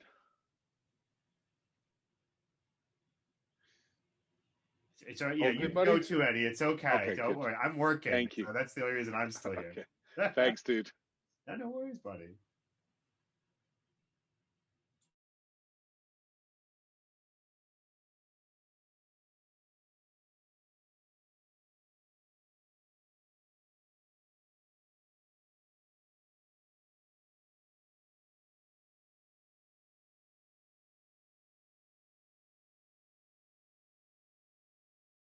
The healer, the cleric, went down in the first combat. Then the tank went down, and then the ranger went down. And I was like, for fuck's sake, this is like the first. Yeah, but they managed to pull it back. So are you still in Baldur's Gate, or have you descended to hell? No, we're still in Baldur's Gate. Yeah, they've got a fair way to go yet. There's some really cool stuff. There's some really cool stuff in that adventure. I love the whole Mad Max feel to it, and which one is it? It's called Descent into. It's called Baldur's Gate: Descent into Avernus. I think you showed me the book for that. Yeah. Yeah, it's really cool. Foggy is so good. Yeah, it's a fun. It's like I like what they did with Ghost of Saltmarsh, which is like the piratey kind of book, and then they went with this, which was like a Mad Maxy kind of setting. Which I still remember the discussion. I think it was with our buddy Todd, Ed, that was like, because he was a purist, pure and through, and was like, I love second edition and all this stuff, and I was like, but don't you think it's all a bit really detailed on that? Like, isn't 5e a bit better? And he was like, no, you gotta have the detail. Like a lot of people, they're just not down with the 5e. Unfortunately, like 5e for me, I can show it to, as I said, actors, actresses, whatever. I can show it to anybody and explain how it works. It's just so much easier than it ever used to be. So I don't know, that's fine. Well, my brother joined us yesterday and it was the first time he'd ever played D&D, and he just hit the ground running with the RP straight away. That's cool. And it was just, it was really good. He really enjoyed himself. And obviously he was playing the Ranger, and he was like, went down, and I was like, shit, is he going to die on his first ever, first ever character, first session? Like, it's a bit much. Trial by fire. Roller coaster. I used to run one-shots every second week at Warbore, which was literally just show up. And they were all done as a sort of similar to this one shot where it's like, oh, you are all part of a adventures guild and you go on assignment. So everyone started with like, here's the assignment, go and do this. And we'd have people literally, like, I think we had people from 11 to like 80, I think was the oldest, who showed up, never played before. Give them a character sheet, they pick between the ones I had done, and then instantly they start like joining in. It's amazing. It's like it is. Yeah, it's something special when you introduce people to the game.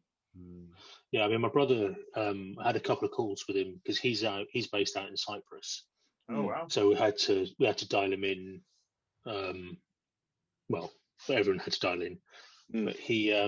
We had a couple of chats during the week, like earlier in the week, because he was like, right, well, this is what I want. This is what I want to do. How can we accommodate this? And so we had a couple of chats, and he was really kind of like worried about how he thought he found it a little bit overwhelming. Yeah, a lot of people do. Yeah, until he started playing. I think D&D is deceptively simple in that it's you just be that person and roll die. And that's where they get it. Like my wife was just finishing Grey's Anatomy downstairs, but she played for a while. Like Becky played for a while, but she's a board game person. She loves board games, and so she was like, I don't get it. Like, why am I doing it this way? Why don't we just what are the rules? And I'm like, it's not like that. Like it's a game, like it's a story. Yeah, it's collaborative storytelling. Yeah. I mean, she played well with us. I think we did 3 sessions with her. She enjoyed it, I think. Yeah, I think just you just need the right kind of game for with the right group of people, and I think it's a game that anyone can enjoy. anyone. I mean, I know already which system I'd play with your wife then. Like, we should do a one shot where we use like a proper heavy tactical like war game, which is very akin to some of the board games. Like, does she like Gloomhaven, for example? No. See, this is what I mean. You're talking about like quintessential English plain board games. She likes Like Monopoly, likes Scrabble. Monopoly. She likes. Okay. We Now bought I still know we which bought her system. Labyrinth when Warboard was around, and she liked that. Ed came over for New Year's, like what, 2 years? Because Ed's always over for New Year's, but 2 years ago he came over and we did Labyrinth, and that went over a treat. You even bought the Goblin Pack for that, I think. Yeah, I've been meaning to pay them up, but that kind of stuff she can do. It was the like no board, no characters. Like she just was like, this is weird, and it's a hard thing to explain to someone, especially like over video call. Like, I think that if we'd have played like in person with miniatures and a map like we did the first time we played together, Jason, like I think she'd have like got it a little bit more, the tactical elements of it. That first session with me and you, because I just didn't have any to play with, so I was like, I'll run a one shot for you. So we did a 1-to-1 one shot, and that was such an awesome story. It was cool. I got him with like again, anything with like children, someone hurting children. Jason's like, I'm gonna murder everyone who does this. So I just be prepared. Well, I mean, Scott's kid I look after sometimes too. Like, I'm protective of the kids. That's all. You know what I mean? Like, told you that cultist. It was kidding kids. We slit her throat because that's what you do. Don't play with kids like that. Wrong. Do we need to tone down the swearing? No, I think you're fine. I think we're just going to turn it up to 11. No, that's the thing. It's how we play, right? Yeah, Dirty 21 thing we missed a trick on. We don't really market to like the 13 to 18 crowd. We could, like, I could ask Ed to make sure everything is kid friendly, and we'd market that way, because obviously there are plenty of teenagers to play this game and younger. But really, our like push, Eric, is to get adults play. Like, that's where we have the biggest problem, because people are like, oh, it's D&D, and it's like, yeah, have you played it lately? It's a lot of fun. So no, man, keep the swearing in, because then it lets us say, like, grab a beer, come sit down, and come play. Exactly. Yeah, you fucking pheasants. Fucking embarrassing. God damn it. All right, guys. So we're gonna jump back in if we are ready to roll. Literally. All right. So. Oh, we're in a different order now. Uh-oh. Yeah, I know, it's weird. I know. Actually, I'm in the same corner I was before. Everyone else is different. You're the one who's moved for me. You've switched with Ed. Oh. Okay. So, as you begin to head into the forest, the day is beginning to kind of evaporate away. The afternoon is rolling along, and the first thing that we're going to do is we are going to do a skill check. So, just to remind us, in case we don't remember how they work, you are each going to choose a skill that you're going to roll on, and the purpose of it is to try and navigate this forest, right? So you have to try and convince me that the skill is going to help you in navigating through this forest, tracking through whatever it might be.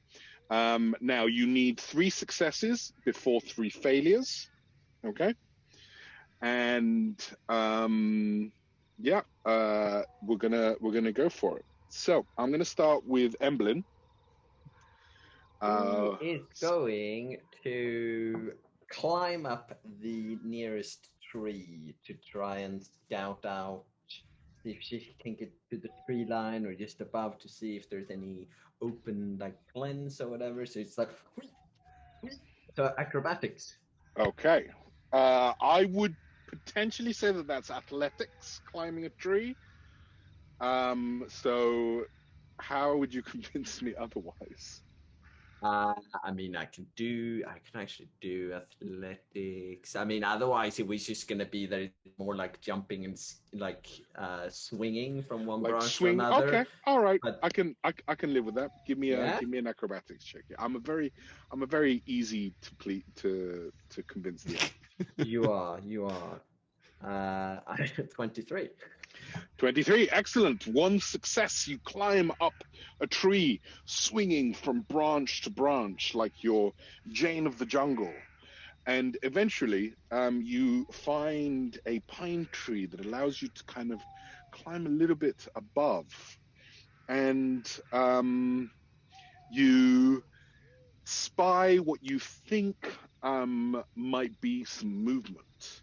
And you begin to head that way. Next, Finley, give me a skill check, please. During his time in the Sword Dance Academy, not only do they pride themselves on creating excellent duelists and gentlemen, but there's also a lot of pressure on the academic side as well. Mm-hmm. So Finley would have been made to work on his calligraphy and cartography and made to copy maps of the local area to work on his penmanship. So I would like to use history to see if he can place these woods somewhere, or just if in the deep recesses of his memory that he's drawn this place before. Excellent. Give me a history check, please. He's a 21. 21. 2 successes, no failures. Angus. All right, Angus, no pressure. No pressure. Well, I was thinking I might try and do a nature one, which I actually have minus. I mean, it's your choice. Well, I was thinking, well, he is a bit half cut anyway, so. It's like we just hear Angus saying loud, "I'm fucking shit at that." Into form, who's like, use your nature. Yeah. I'm just gonna go. He's just gonna go and try and intimidate the trees for information or something. That is going to be hard, unfortunately. No, that's fine. He's gonna go with nature. Okay. Try and look for some tracks or something. Excellent. Nature or survival, your choice.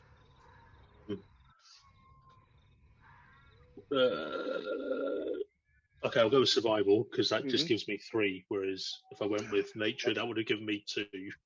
Okay. Good job. You look down, and there's definitely green shit on the ground, and there's definitely like trees. You're sure about that. 2 successes, 1 failure. Emblem, your turn. Remember, you cannot repeat skills.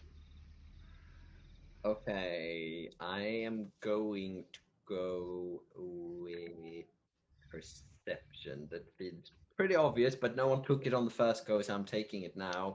Which is literally, like staring in, looking, and stopping, using your listening, senses. Yeah. Especially since I know there was some movement somewhere, so it's like.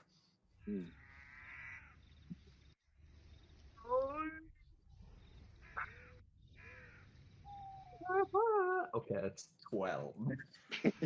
Okay, that's 2 successes and 2 failures. Okay. Yeah. Finley, now there's no pressure. No, okay.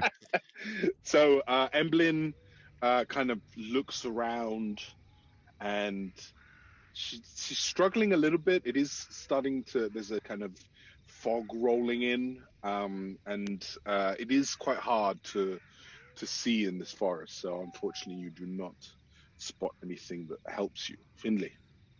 Rather than looking for what's there, he's going to look for what has been there. So look for footprints, signs of like litter or broken branches or disturbed bushes and things like that. I'd like to use investigation. Okay, I can live with that. That is a 19. 19, okay. And with that, Oh, yes. we have Easy for successes. us. Not even close, baby. And 2 failures. All right. Good. Let me just find I hear ravens. We're in the Shadowfell. Yeah. It's what's it? Well, the Birds, isn't it? What's his name? Alfred Hitchcock. Alfred Hitchcock. Well, is he going to be in the forest just in a suit and tie? With a flute. All right. So, after a few, it seems like hours, to be fair, of trudging through this dark forest, the sun now fully setting, the darkness of the forest seems to permeate everything. At first, you were fairly content to just walk through this place, but more and more you do, you feel almost like there are eyes in the darkness watching you. Eventually, however, you spot what you think might be a humanoid hiding in the brush. What would you like to do? He's going to lean close and whisper to the other two. What do we do? Do we just ambush, or do we try and talk, or what's the plan? I say, let's sneak around over there. Read quiet like, and you, Angus, go straight at it, and you talk to it. And if it's bad, I come out and kick its ass. It's a good plan. What about you, Angus? What do you plan to do? No, he's the one who's going right at it. Talk. Oh, so I have... Angus just takes a swig out of a bottle that he's still carrying. Yeah, he's still carrying. He's just taking a swig, and he's like, "Right, let's get this done." Just wait a bit. Just wait a bit.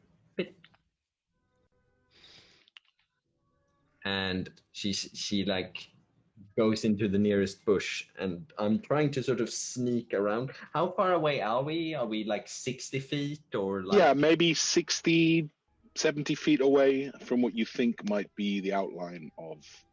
And you said we like spotted it. Like, did it look like it's hiding from us, or like was it more like it's sitting or just existing near in a? It seems to be hidden in like the underbrush, so you can't fully see it. So I want to sneak around as far, and the moment I see Angus, if I can see him start approaching, I want to start approach as well. So if that takes me completely behind, or halfway there. Roll a stealth for me, please. Yes. What are you doing in the meantime? He's going to wait within 30 feet so he can react, but try and keep himself hidden and out the way. Okay, give me a stealth check as well, please. 26. 21. Thank you. 21. Okay. I rolled higher than you. Mm-hmm. All right. So, you both begin to get into position. Angus. Can I know you said it's concealed, but can we see if there's any movement at all? Yeah, sure. Give me a perception check. Oh, that one. Dude, dice jail. It's just like it's going. His vision's just a bit blurry now. And Angus start going like, did she say hit or talk? There was only one of them a minute ago. There's two now. You sit and watch for a little while as the others kind of head into their positions, and you don't really notice any movement. As you do watch, Torm, once again, the clouds, thunder.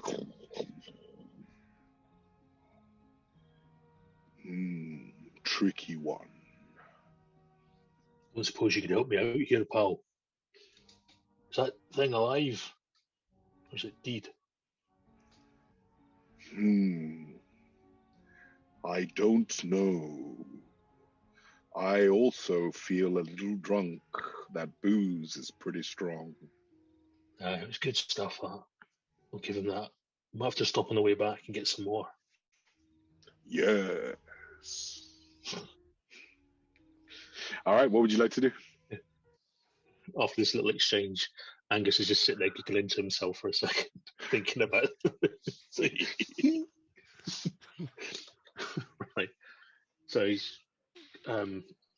he draws his hammer and he's got his shield ready just in case, and he starts sort of creeping along, but it's like over exaggerating his movement.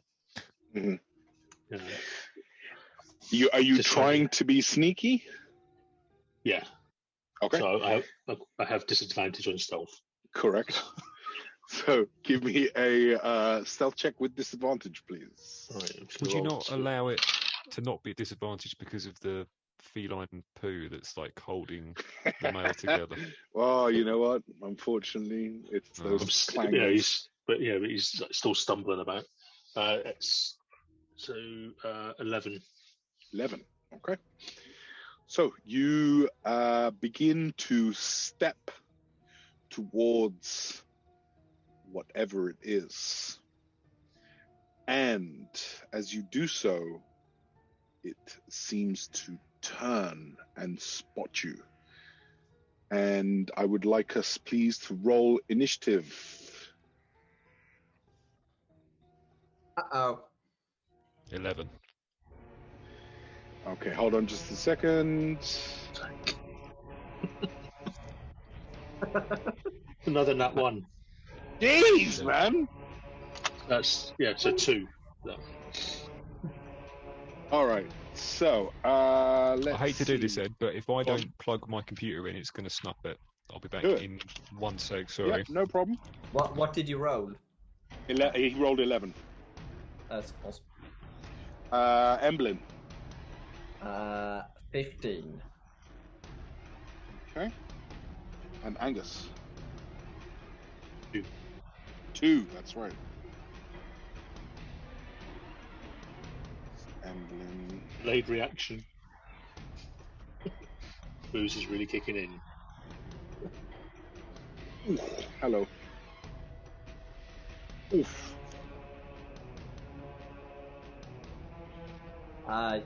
Jess, your character died. Sorry. Oh, no. You're all good though, yeah? It was Orb of Annihilation. We couldn't stop it. Tried to revive him with a bottle of wine down the throat. He didn't even try. So as soon as whatever it is seems to turn and notice you, Angus, it bolts and it begins running from you.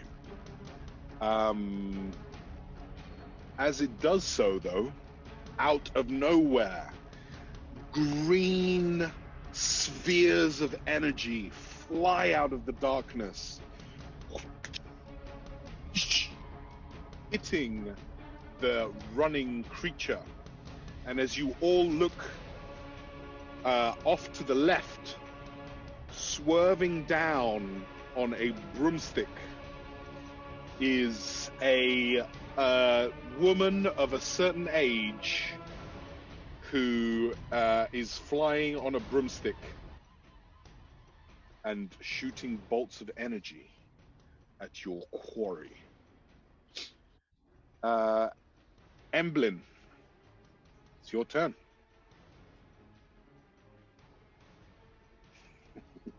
I mean, she just shoots up out of the brush like this, like wherever she was hiding, and just stares. I I'm starting to run towards like the thing that's running, but for my movement. But I'd like to see if I can somehow understand. I mean, so the woman on the broom is clearly trying to attack him, like it's some kind of offensive, like magic or something. Yes, definitely. And can I make out what it is, the thing that's running? The thing that's running, give me a perception check. Ooh, 24. Okay, humanoid, male, about 5'11", young, athletic. So it looks fairly like lean in terms of its form, etc. Yeah. Okay.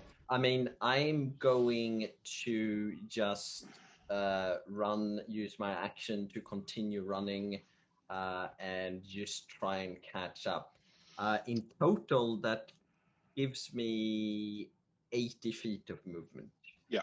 So Emblem is like properly. Yeah, just like proper legging it. And I'd like to like shout at the woman on the broom. What would you like to shout at her? Oi! What you doing?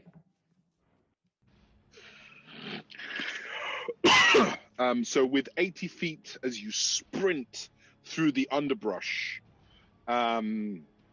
you're about 10, 15 feet away from the man.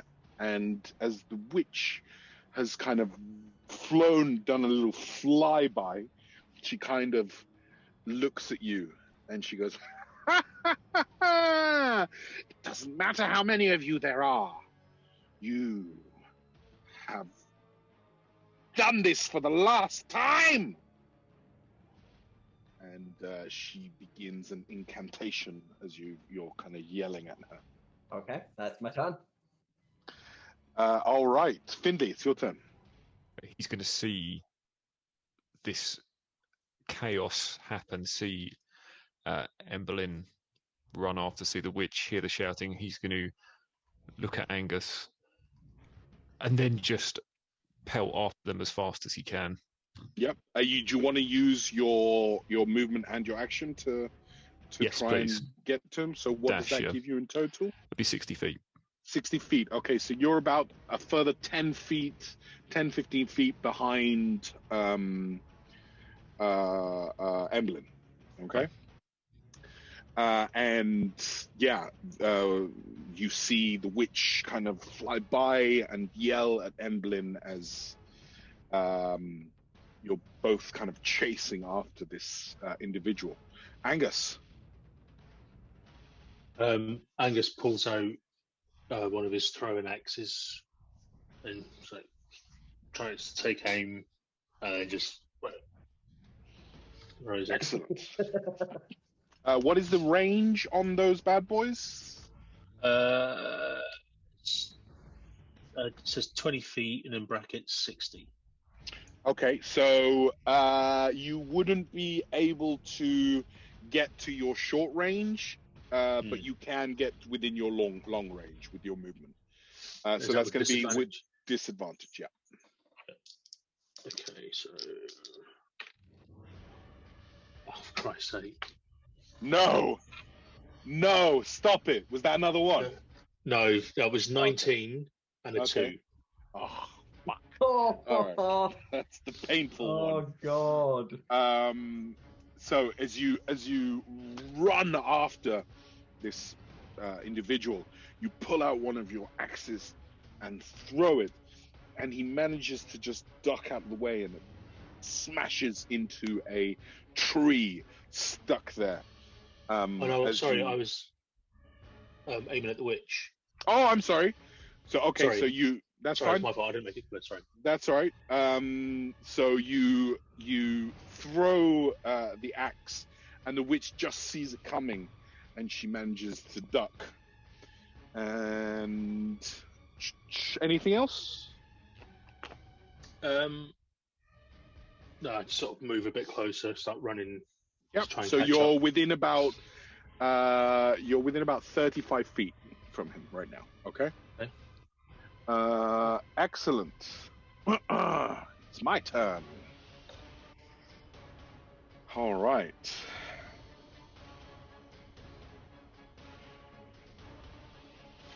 So first off, you see as whoever it is who's running seems to pull something out, put it to his lips, and he begins playing a song. And I would like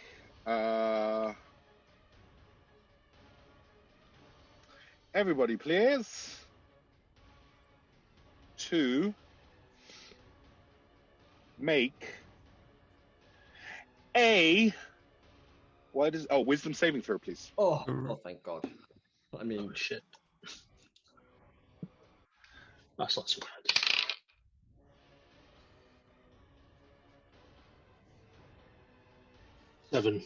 7. Finley? 19. Okay, good. 3. 3. Okay.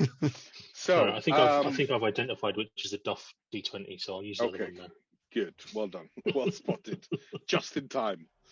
Now, if you cannot be charmed, then this doesn't affect you. But I believe that you both can be charmed. And you see as Emblem, you turn and look as both Finley and Angus seem to have a glowing crown begin to grow on their head. And they are seemingly ensorcelled. Now, what this means for you, gentlemen, is fucking lumberwarts. Before you must use your action before moving on each of your turns to make a melee attack against a creature other than the bard. Let's just call him the bard because that's what he is. So you must use your action to attack another creature other than the bard that you can choose. And other than that, you can move normally. You can use like bonus actions and reactions.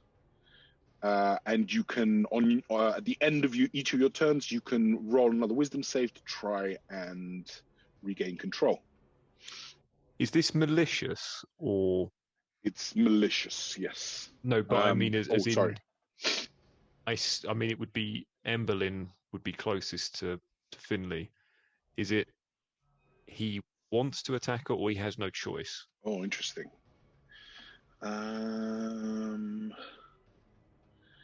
So your eyes have begun to glow, and it's more of a madness thing. Right. So it's you not thinking rationally, almost. Okay. Does that make sense? But I have to use my action before I can move. You have to use your action before you can move. Correct. If I'm out of range of her, I have to attack myself. Nope, you can't attack yourself. You have to throw something. Like if you have a dagger, you throw the dagger at her, I guess. Okay. All right. So, and it's still my turn. Ooh. The witch comes about as the axe has kind of flown past her head, and she begins an incantation which green tendrils seem to flow down to the ground and wrap themselves around stones and pebbles and branches, and about 10 small things just sprout legs and begin rushing towards all three of you to try to attack you. So she is going to continue to fly around and go for another pass. And she actually fires off another of the green bolts out of her hand, and it just unerringly flies and hits the bard one more time. And that is going to be my turn. Emblyn, it's your turn. It's silly time!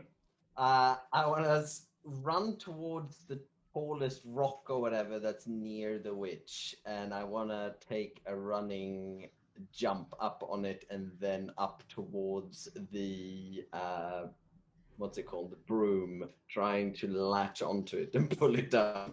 Okay, just so you know, it's like 30 feet up in the air. Like this, you know, there's no way that you're going to be able to jump and catch. Don't tempt him. I can jump 25 feet with a running jump. Okay. But no, that's fine. That's fine. In which case, we are gonna run and tackle the bard instead. Okay, excellent. Sorry, just to be clear, he continued running. So he is still 15, well, it would be 20 feet away from you. He didn't use his action to dash. Okay, so he's about 40 feet away from you right now. That's my movement. That's exactly your movement? Yes. Dirty monks. So I'm gonna run, and last moment I like jump up and turn in the air so the shield on my back is towards him. So I'm trying to like almost like a wrestling move, just rock my back on top of him to try and stop him. The aim is to snatch his instrument.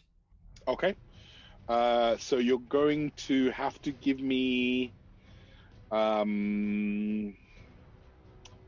first of all an acrobatics check.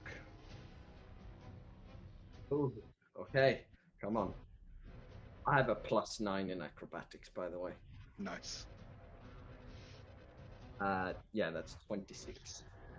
Very nice. So you tumble through the air, turning your back towards him, and sneakily just trying to aim to grab the flute. Give me a strength check, please.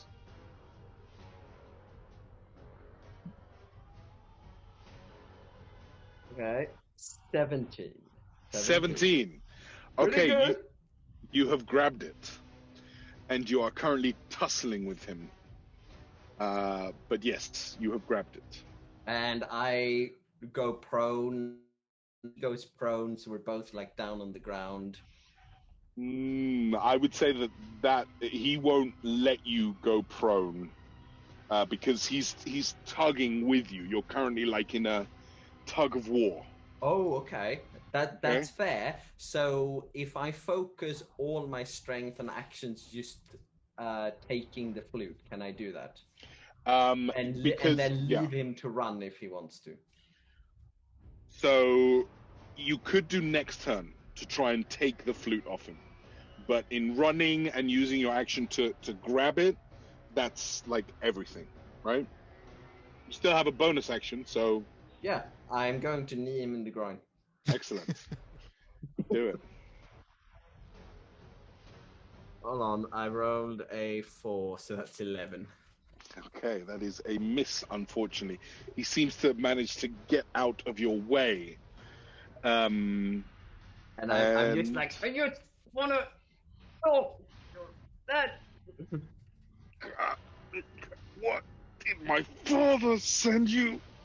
Oh, he's tussling with you. He's useless. Finley, it's your turn. You said that we got attacked by the pebble. Yes, so the pebbles and the sticks that have sprouted legs. Think like Fantasia, you know, like they're all like swarming to try and get at you. I was horrified by those when I was a child. He's got this instant trauma. All right, go on. He's got this like weird glowing crown on his head. He can feel his eyes are just like fixed on these creatures. He would normally wince at the thought of whacking his rapier against stone and something as hard as this, but he feels intense anger towards these things and thrusts as hard as he can at this stone man. Excellent. 9. So with his anger, he just slashes, and these things are very small, so they're actually very hard to get a hold of, and you miss. He's then going to run after Emberlyn. Okay. So a couple of them are going to get attacks of opportunity as you kind of run past them. Okay. And he rolls 3 nat 20s, and you die from rocks. One of the rocks jumps up and headbutts you in the head, and you take 6 points of damage. The other one misses. Okay, the one that misses, I'd like to use a Battle Master maneuver, please. Do it. Use my reaction to attack back. Yep. For fuck's sake, a 10. 10 is a miss, unfortunately. Okay. So you swing, and once again, this thing is like bouncing around and jumping. Anything else? No. Did my superiority dice get used if the thing that causes them doesn't go off? As far as I know, no. Awesome. That's right then. Angus. August. Right, so Angus is surrounded by these little stick and rock guys. These little things, yeah. So he's just got his hammer, and he just sort of puts it down by his side and just starts spinning around on the spot, trying to just like smack him. Nice, a spin move. Do it. 15. 15 is a miss. Oh god damn. These things are really hard to hit. Anything else? No, I think that's it then. Okay. You can move if you want to. The bard is continuing to move away, and you do notice... Yeah, I'll try and step over them and... Okay. You do notice that these small things are not just trying to get at you, they're also trying to get at the bard. Again, another 2 are going to get attacks of opportunity. And the bard, as he's running, is like dragging Emblyn, who's holding onto the flute. He's like creating this furrow in the ground. Both miss. Okay. Excellent. Next is my turn.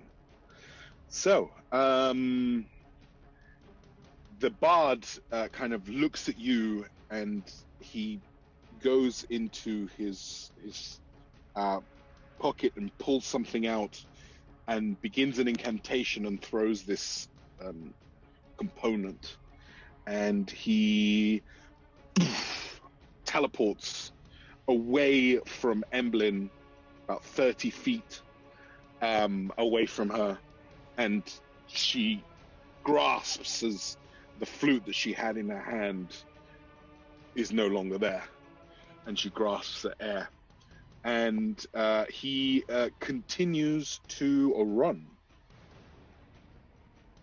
Sorry, do we... I've just remembered, do I need to roll a wisdom check to see if I break through the spell? You both should have. Yeah, so give me a wisdom saving throw. 2. 2 is a fail. 5 is a fail. You're still Christ. You're crazy. Right. Now then, 1, 2, 3, 4. Okay, 4 of the little things were going to attack the bard, but jump up, and Emblyn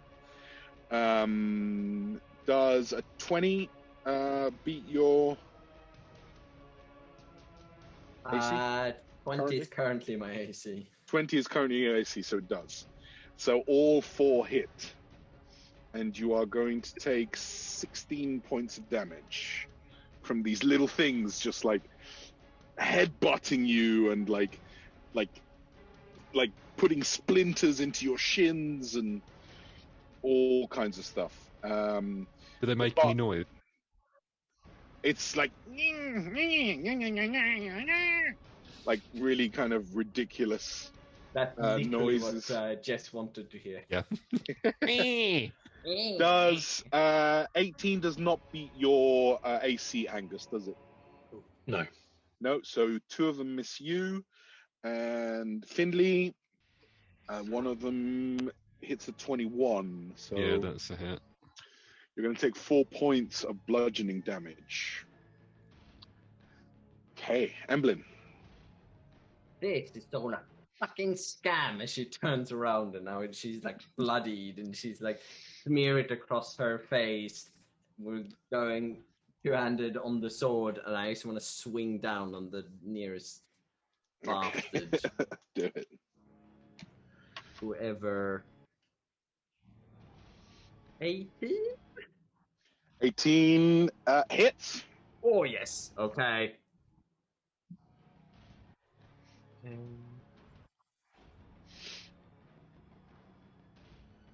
13 points of slashing damage. As you come down, you slice this rock in half and it just explodes into tiny little pebbles. And I just leave the sword there into the ground as it's gone through it.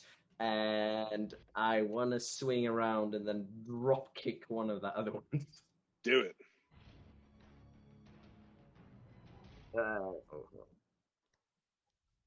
Nat 20! Ooh. Nice. Ooh, okay. How would you like to eviscerate this twig? Oh my god, I'm high rolling. Kick him in the balls. Hold on! I need to count it up. It's going to be way overkill if the first one died, but I want to count it up anyways.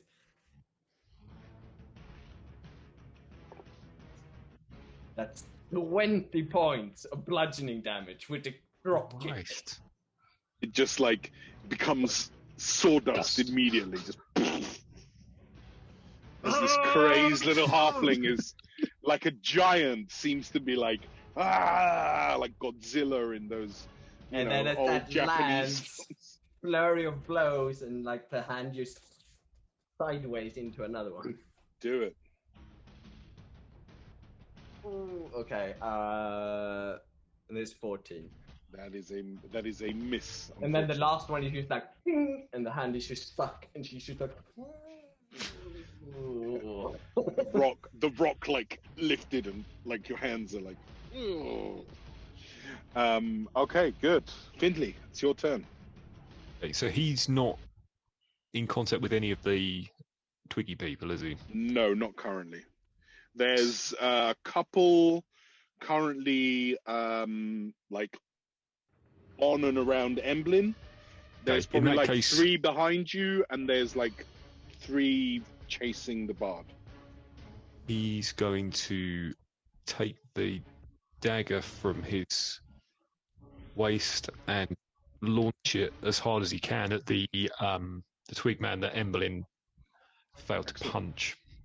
Do it. You've still got Brownia, what's it? Crown of Madness. Yeah. Maybe randomized target or some such. Hold on. It might actually be randomized. Hold on. Like none of us are saying what the spell is. Yeah. I don't know what it is. I mean, it's Crown of Madness. Yeah. Just so you know. Here we go. I think it is random, you know. It's a really poorly written spell, so I would just do whatever you think is. Yeah, on each turn, make a melee attack against a creature other than itself that you mentally choose. Okay, so whoever cast it. So yeah, he would want you to attack one of the animated objects. Go for it. Yeah, so I can attack the one that I designated first. Yeah. Okay, so that is a 21. 21 is a hit. for 4 of piercing damage. So the dagger just cuts right through the twig and splitting it in half and then, destroying it. Yeah. Then he's going to use the rest of his movement to run up and hopefully get in contact with the with Emberlyn. Yes, he is now up with Emberlyn. Angus, it's your turn.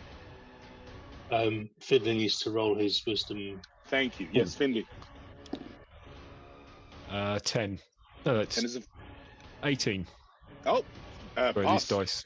That's right. So you see as the crown, as he's kind of running towards Emblem, and it looks like he might be about to strike her, his eyes stop glowing and the crown dissipates, and he suddenly kind of remembers where he is and what he's doing. He's going to smile and say, "Hello, cock tickler. It's all terribly exciting." Finley's enjoying himself. Angus. You said that it was with the Crown of Madness. It was who the bard who mentally choose. Yeah. So would that count as the witch as well? Yes. Yeah. I'm going to use my last hand axe. Yeah. If you can reach her, you can attack her. Is she low enough for me to just swipe at with my? No, she's still about like 30 feet in the air. She's coming back around, but. Okay. So with disadvantage again. Yep. Does 12 hit? It does. Oh, wicked. Right. So knock her off her broom. Yeah, that's what I'm hoping. Right. 1d6 plus 4. Holmes like, jolly 10. good shot. Okay. Okay. As Angus still kind of crazed and glowing eyes, he spots the witch. He pulls back as he takes his throwing axe, takes aim, releases, and it flies through the air. True. And as it does so, it cuts through her shoulder, and she tries to hold onto the broom, but she does not. And she begins to fall. As she falls towards the ground, though, you see about 10 feet from the ground, she just slows down and seems to, almost as if she's like fallen into liquid, and then slowly kind of hits the ground and looks at Angus, and then back at the bard. Okay. For my movement, I'm gonna head towards her. Towards her. Okay. Yeah. Excellent. And then that's my turn, so I'm just going to roll now for the wisdom. Yep, do it. 1. You're joking. That's crazy, man. Those dice, man. Those dice are against. These are the same dice that I was killing the party off with yesterday. I rolled 3 nat 20s with. It always happens. Yeah. When you don't want to, as a DM, like get natural 20s and stuff, because you're like, oh shit, this is gonna unbalance this encounter. All right. The bard sees Angus tussling, getting the witch off the broom, and he looks on at the kind of whole group trailing behind him now, and he turns, runs, and the last thing you see is as he once again disappears into the night. And the witch, it's her turn now, and she turns to you, Angus, and she says, "You stupid dwarf. Now I've got to hunt him down again. Don't you understand? He needs to be stopped. Why are you helping him? You stupid short-offs." And he's got a crown. Oh yeah, she does notice that. And she says, "Oh, Emblem, it's your turn." I mean, we're speeding right towards the witch, and I wanna grapple her, like tackle her to the ground. Okay. Athletics.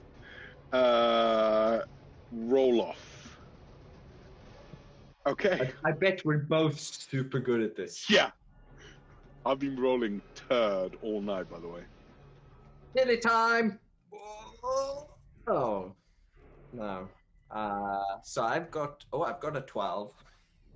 Okay, you dive through the air and you wrap her up and you tumble on the ground and you've got her like wrapped up and you've both fallen prone. She's very clearly not strong. And she's very soft. And our like hair is like all tangling everywhere, and there is like dirt and blood. And I just wrap my legs around her as well, and just like hit in her ear. We just want to fucking talk. Well, you got a bloody interesting way of talking, you little bitch. You sent rocks after us. You spooked him and warned him. I almost had him. I almost had him. I was closer. Okay. And I'm sort of just like less of a threatening hold, but more like making a show of loosening whilst like clearly talking and being like, let's not do anything silly. Okay. Now we're out of combat order, but Finley, Angus, you feel as your senses seem to kind of be coming back, as obviously the distance has severed his control over you. Finley looks absent. Sorry. So, like looking around all confused, and say, "What happened?"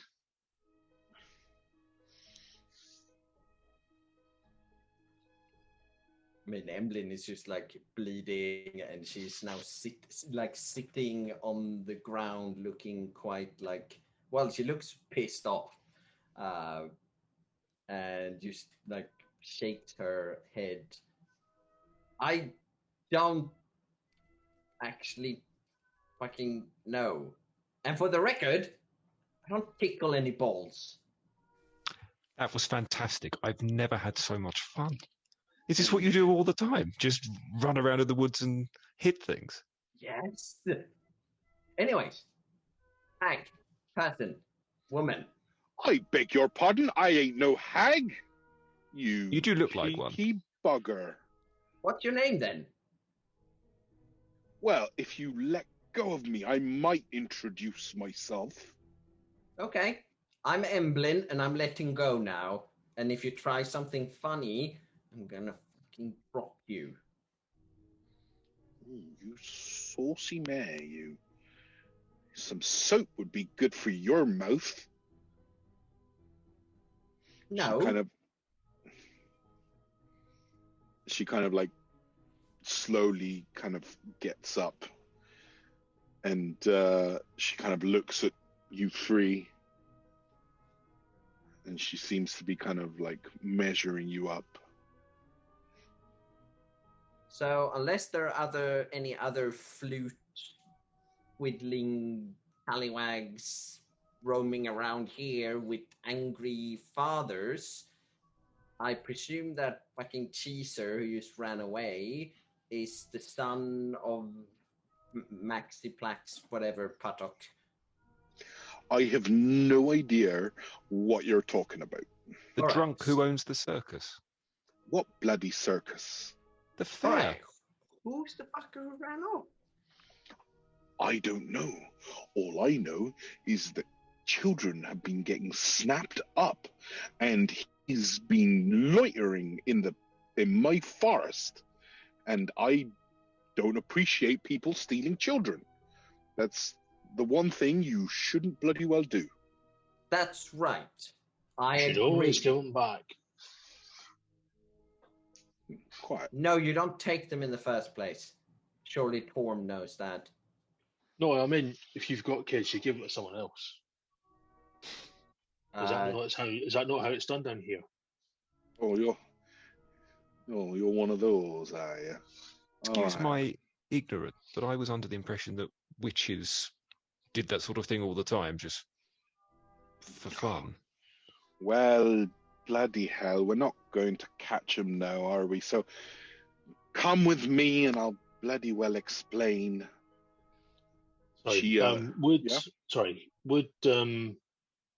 Angus have any recollection of him throwing the axe at her from the spell? Yes, I'm pretty sure that you would be aware of what you were doing. Okay. So he'll go up and sort of cast lay on hands on her, give her a bit of. She looks at you. She kind of like gives a little look, and she says, "Oh, you can come back. Follow me, boys." I need a super quick BRB. Sure, Feel free to continue. I'll catch up. Yeah. So she kind of begins leading you into the forest. If you are willing to follow her. Yeah. Am I able to see where my sorry, Scott, let's go with you first. With my throwing axes, the two. Can I have a quick rummage around and see if I can find them? Give me an investigation check. If it's over 15, you find both of them. If it's over 10, you just find one. 11. You find one. Finley. Can you give us a reason why we should trust you and not him? I mean, it's just your word against his. Your little creatures did attack us. It's a very good point, your lordship. But as things stand, it seems to me like I no longer am trying to kill you, and you are no longer trying to kill me. And it also seems like we are both trying to help the children. Would you agree with that? If you're true to your word, then that does appear to be correct, yes. Well, come on. Kettle's on. Follow me. She begins to lead you further into the darkness. And eventually, you spy, peeking out of the tops of the trees, a tower that you had not seen, and you're pretty sure that you walked past this area. You eventually arrive at the base of a solid stone tower, clearly of ancient construction, without seemingly an entrance of any sort. Looking up, you see a solitary window with gentle candlelight emanating from it. And as the witch walks up some steps to a plain wall, she takes her broom, puts it against the wall, and draws what looks like the outline of an archway. And slowly, shimmering happens, and a doorway opens up that leads to some stairs, which she begins to walk up. Finley goes in after her. Well, that's fucking crisp. As Angus starts stepping through, he starts touching the where she's drawn the wall, the door. Mm-hmm. As he's going through, he's touching the wall as he's going through, and he's like, "Oh, that's a nice little trick." Mm. You notice that this is really good construction. It might even be dwarven construction, but it's been really, really well made, and it seems like the enchantment is actually a part of the structure. This is a well-protected area, you would guess. Eventually, you reach the top of the spiral staircase and arrive in a very large, airy room. It seems like a living area. There's a 4-poster bed with like draped curtains almost around it, and books on shelves. There's a nice little kind of sitting area. There's even a kind of rudimentary kitchen almost, where food could be prepared and things like that. And the witch walks in and immediately heads to the 4-poster bed, and she looks inside and comes back out and sits down and says, "Well, why won't you take yourselves a seat, and tea will be right up." And she kind of like waves her hand, and like a teapot floats towards the table. Some saucers and teacups fly down as well and lay themselves out. Even some like biscuits place themselves on a plate, and a beautiful little tea is set out. While that's happening, Finley would like to make a show of looking at the books on the bookcase and say, "Oh, you're clearly a learned woman." As he's doing that, I like to surreptitiously try and not lift the drapes on the 4-poster, but just get an idea if there's like noise, something from inside out. Yeah, give me a perception check. 17. You can definitely hear what sounds like someone sleeping, someone breathing a little bit heavier than you would normally. With that roll, would I be able to tell if it's like an adult or a younger person, or? Hard to tell. You would say it's female. Okay. Emblyn, goes up to the table, and one hand comes up like this and feels for the biscuits, and grabs a handful that like goes over the edge, and she's seated under the table eating them at the moment. Like you can clearly hear like the she eats with her mouth. The witch kind of looks at you and she says, "Oh, how very rustic." About it. "So, tell me all you know. Tell Nana all you know." Well, we were asked to come and find missing children, and we went to the circus. We got attacked by this thing that looked like a big cat with floppy bits, and then we came into the woods.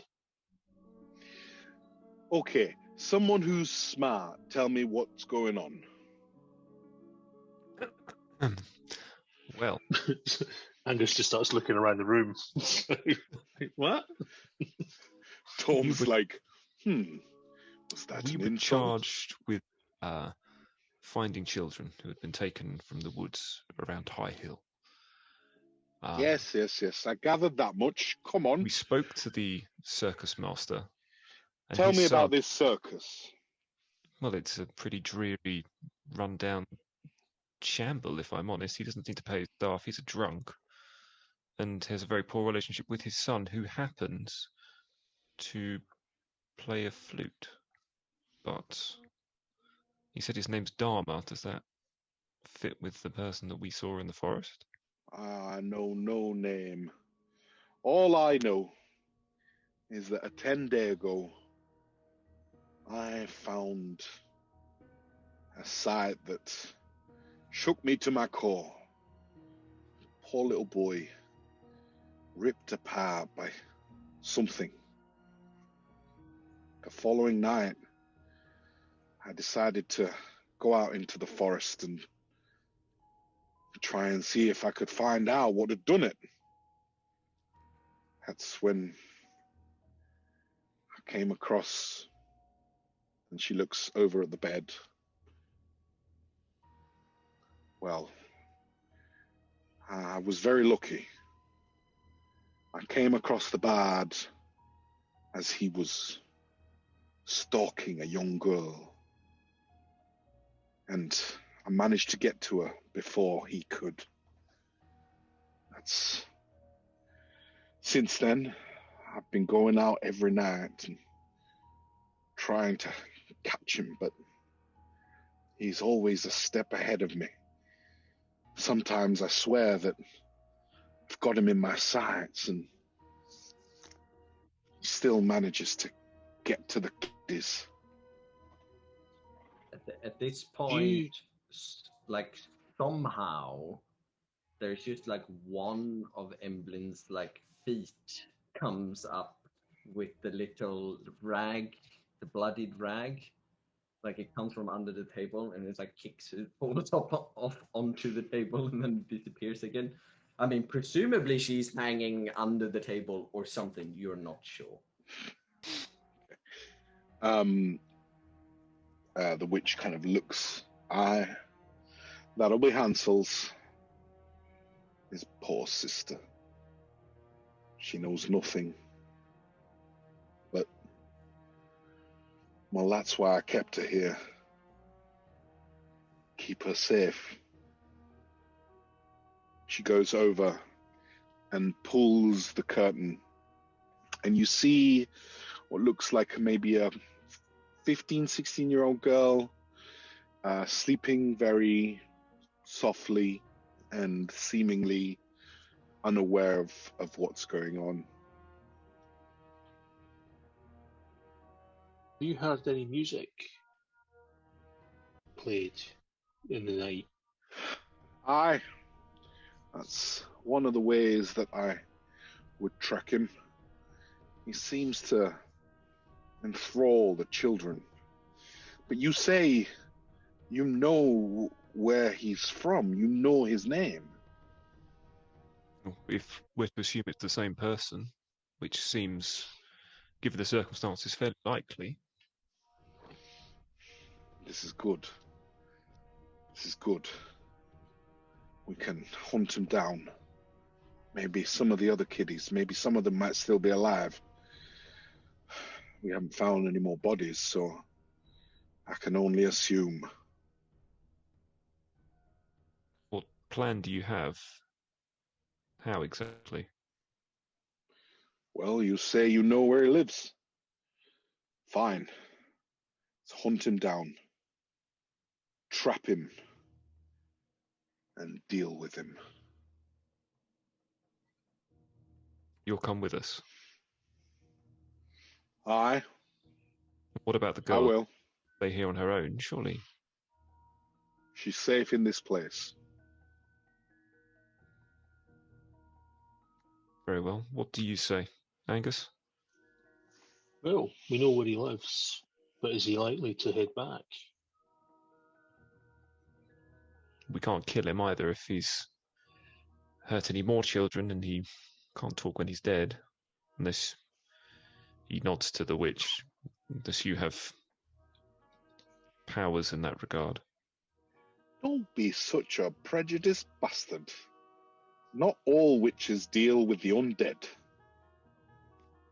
Didn't wish to paint you all with the same brush. I was just giving you an opportunity to flex your muscles. Well, I must admit, it's a possibility. It's not out of the realms of possibility, anyway. But we must find him. And if he's not there, then we wait for him. He's going to look under the table at Emma and say, or we dress someone up like a little girl and they can wander through the forest and lure them out. I wonder who we have who's under 4 feet. You know Fucking what? rake fire Lord Angus has way too much hair. He's streaking his beard. That's a bloody good idea. We could use you as bait, love. These nice little pigtails, nice little frock. Wander out. And she seems to be like properly like thinking it through for a moment, once like staring directly at Finley, who's presumably like this at the moment, and she continues eating one of the biscuits. Well. Okay. So wonderful. We set a trap. Great. I love it.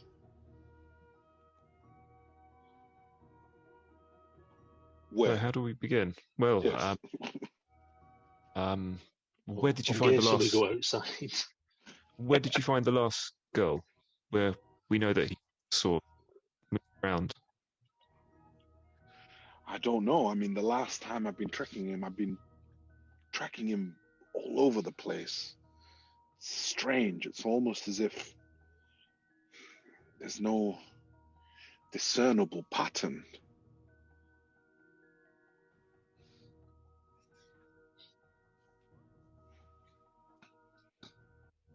Maybe we could just be wasting time if he doesn't know that you're here.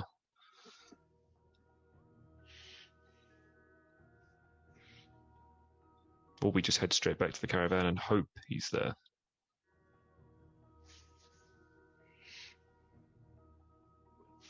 That's the one place we know he's likely to be. And I can always stock up and. Let's just go to the edge of the forest where the children had been playing. I will be all dressed up and pretend to play. Okay. It means you can't have your sword or your shield. You'll have to stow it somewhere. Looks like suspicious if there's a little girl with a great big sword like that. I mean, you could use a better sword. And she this is a fine sword. Starts trying to ease out the sword again, and clearly like struggling and trying to get up, and then finally and give it. No, you pheasant. It's a needle. Look at it. And she sort of like starts takes trying it to and bend it. drops. It's a little bit beyond my skills to use this, I think. I'm more finesse, you're more hit it until it dies. Oh, fuck off. And she's like Angus taking goes, off do me. She takes off the shield and hands that to Angus. Right. So I've got 2 shields now. He just slips on his back. The witch kind of gets up and goes to like a closet, and she kind of seems to rifle through it, and she comes out with some fairly ill-fitting clothes, but it does make you kind of look like a human child. All right, orc gobblers, pitter patter. Very well. Let us go to the edge of the forest, and we shall see if he takes the bait. Let's go. Of course he will. I'm a legit snack.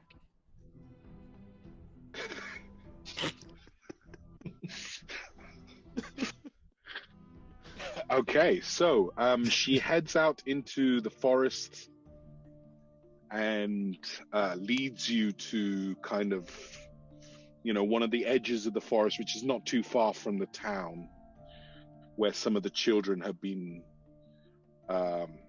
seen, before they disappeared. And it's getting quite late now. The moon is high, and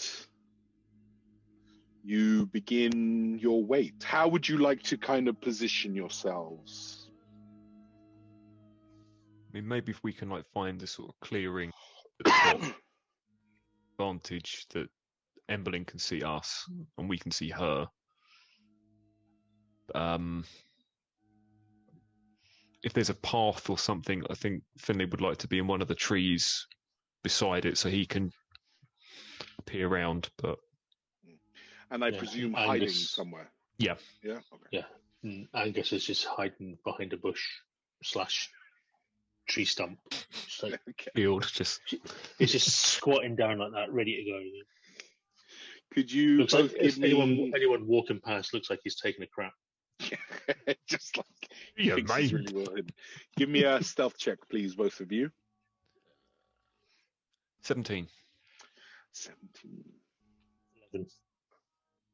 11. Oh wait, no, I just rolled with disadvantage 7. Sorry, no, that was 13 and 4. 13 and 4. Okay. Literally, like in front of like the thinnest stump of tree. Just like, I'm so well hidden right now. Okay. Now, I'm invisible. The witch kind of gets on her broom and flies up, and she says to you, I'll keep an eye out, and I'll make sure that I stay out of sight. But as soon as we see him, we've got to grab him. Okay? Okay. And she kind of flies off. And Emblyn has found a stick and seems to be fighting like invisible little battles, and she's singing like some kind of old like some folk song probably. Mm-hmm. Excellent. Okay, so I'm going to ask, so as the night kind of wears on, you all kind of settle down and you're trying to like keep yourselves really sharp. I'm going to ask something from Finley and Angus. If you guys could remove your headphones, okay? But keep an eye out for me to signal you, like I'll go like this, which means put them back on. Okay. Emblyn. Oh, brandy for the parson and Becky for the clerk. Laces for the ladies.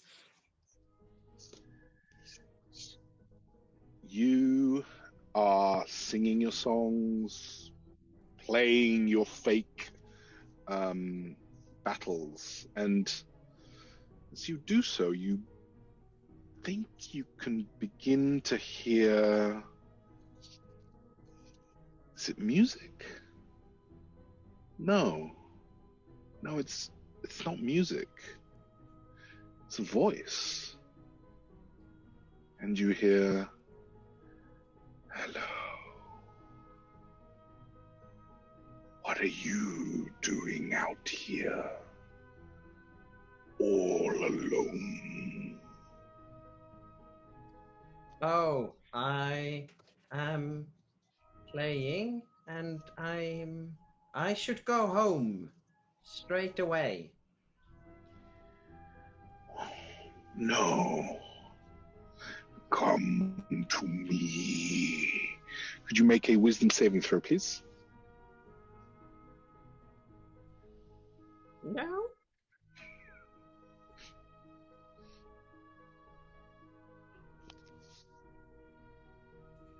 Decidedly average. Hold on, let me add my bonus. Ooh, okay, so we've got a 13. Okay.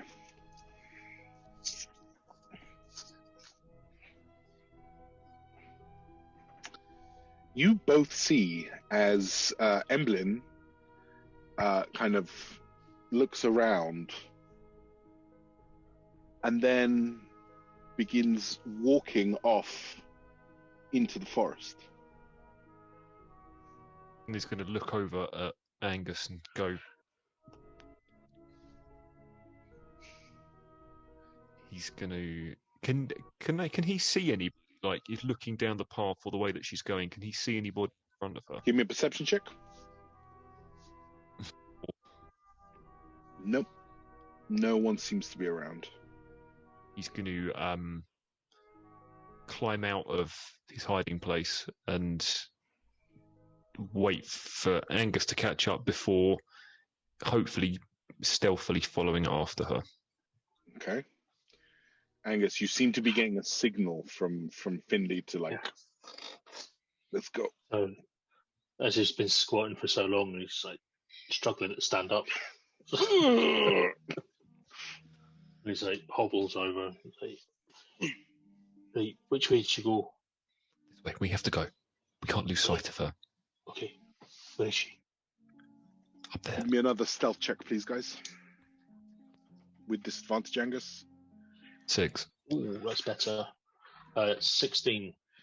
Okay, Angus is being much quieter than Finley, who's like, ew, oh, what have I stepped in? And you begin to follow her. Emblem, what you heard is seemingly calling you to a particular tree. Big, old, rotted out. But you feel like you're being called to it. And you begin to get closer. And she's going towards it, and she's still singing. So, like, as they are approaching in the dark forest and trying to sneak after, you hear this like soft voice just singing out into the forest, like she doesn't like have a care in the world. Emberlin. She doesn't seem to be reacting. You think she can hear you, but he's going to give a glance around. If he doesn't see anything, he's going to walk up to her and try and stop her from going any further. Make a wisdom saving throw, please, for me. Me? Yep. 6. 6. Excellent. He's intelligent but not wise. Angus, could you remove your headphones for me? I'm just going to quickly pop to the loo, so... Perfect. Oh, back us up. Finley, you hear... Is it music? No, it's not. It's a voice. And it's calling out very low.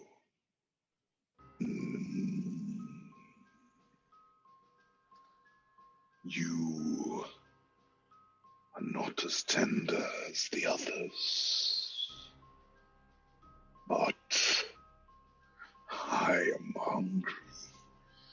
I have not eaten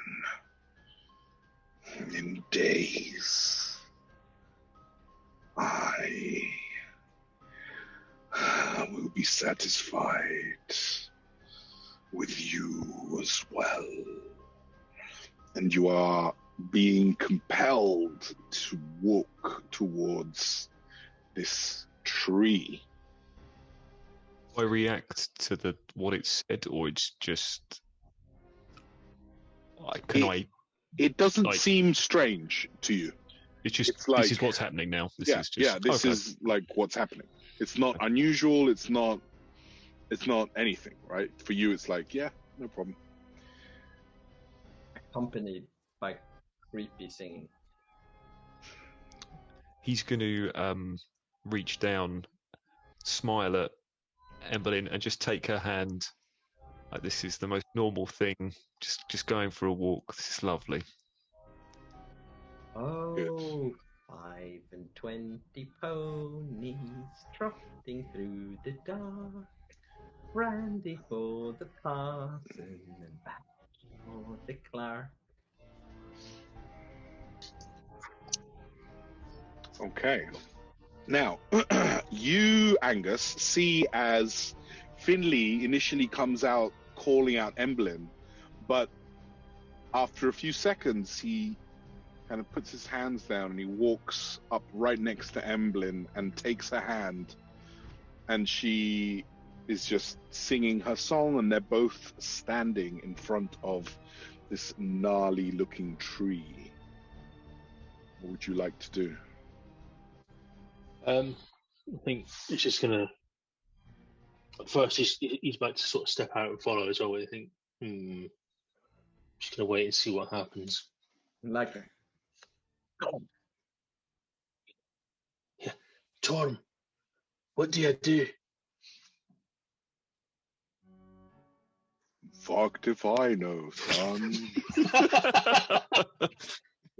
Great help there, thanks. As you stand there, you begin to see 2 pinpoints of light as what must be a face begins to appear out of the tree. And you see fangs, you see bright eyes. And I'm just going to stop music and show you what you see real quick, okay?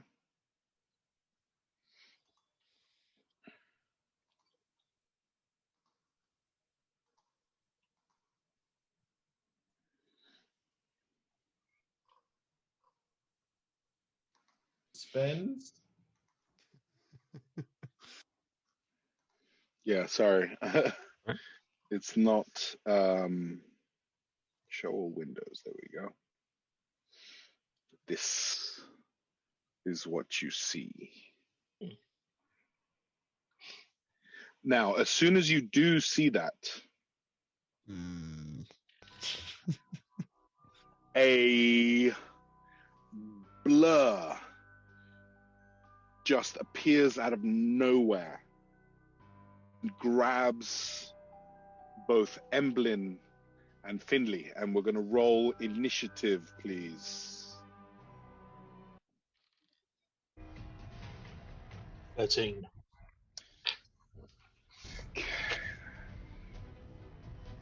Angus, 13. 9. 9 for Emblin and Finley. 21. Nice.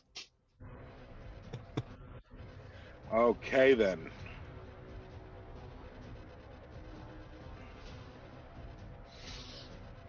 All right, as you do, you hear the crunch of bone and flesh, and blood just spurts all over Emblin and all over Finley, as you are both kind of woken out of your confusion, and you see that you have been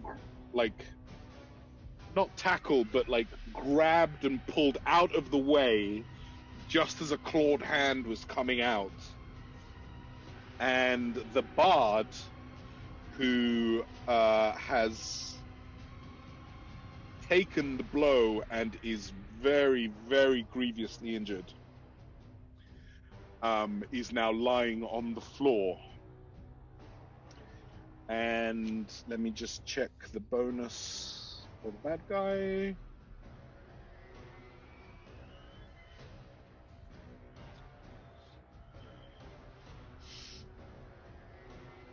Okay. Finley, it's your turn. He looks from covered in blood to the bard to the tree. He just looks shocked. He's pale. He's covered in dirt and blood. And he just snapped to, this is what you've been taught to do. You attack. He takes his rapier and drives it as hard as he can into the tree.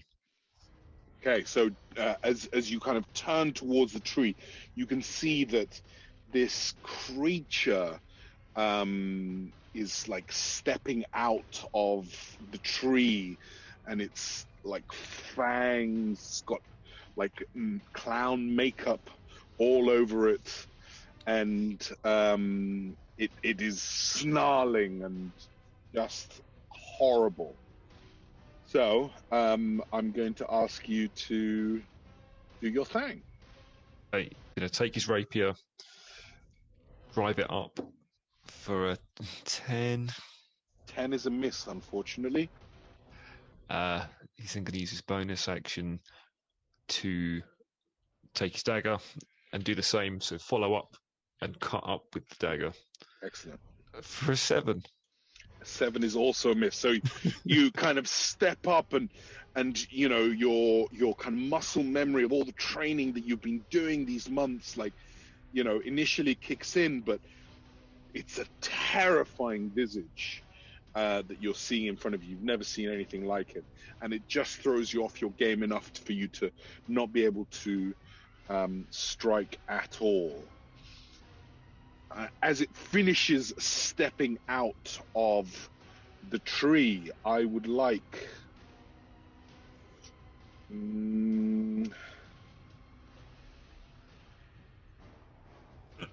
everybody, please, to make a intelligence saving throw, please. Oh, crap. Not bad. 16. 16, okay. That's a pass. 22. That's a pass. 16. 16 is a pass, you dirty bastards, all of you. Okay. Let me just check my spell. Oh, no, okay, I said it was a pass. So. All right. It is still going to try and claw your face off, though, as it stretches out its hand and attacks you. Oh, God, rolling turd.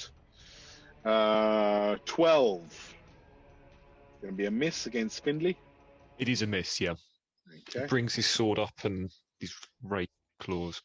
So, and you manage to deflect it as it comes down. As a reaction, I'm going to use my riposte. Nice. Miss me. So we'll spend dice for natural 20. Oh, yeah, Whoa, baby. Get in. So that's so. Was it the max dice for both? Because it's wait, is it a nat 20? Yeah, so it's D8 for the rapier. Yeah. D8 for the damage, Correct. and then do I? So they're max, and then you roll again. Any dice, you max and then roll again. Okay. Only bonuses are added once. So yeah, it's 16, and then you roll 2d8.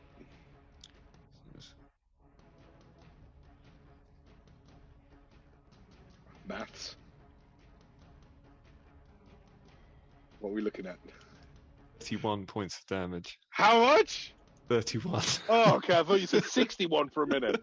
Holy crap. Okay. So in this moment, Findley just feels like an element of shame, but at the same time, he is very aware of his abilities, and he looks around for a second and he sees Emblyn, who he feels he's connected with someone for the first time, maybe. He looks at Angus still over there, like, not sure what's going on. And he thinks for the first time that he's not just fighting for himself. He's fighting for those around him.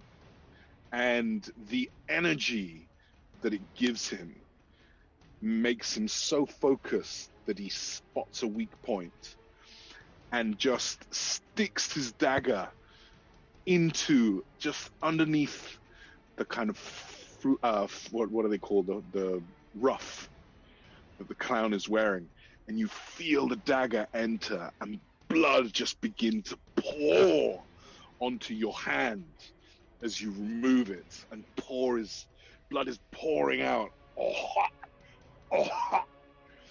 And the monster still looks at you with a hunger that is hard to describe.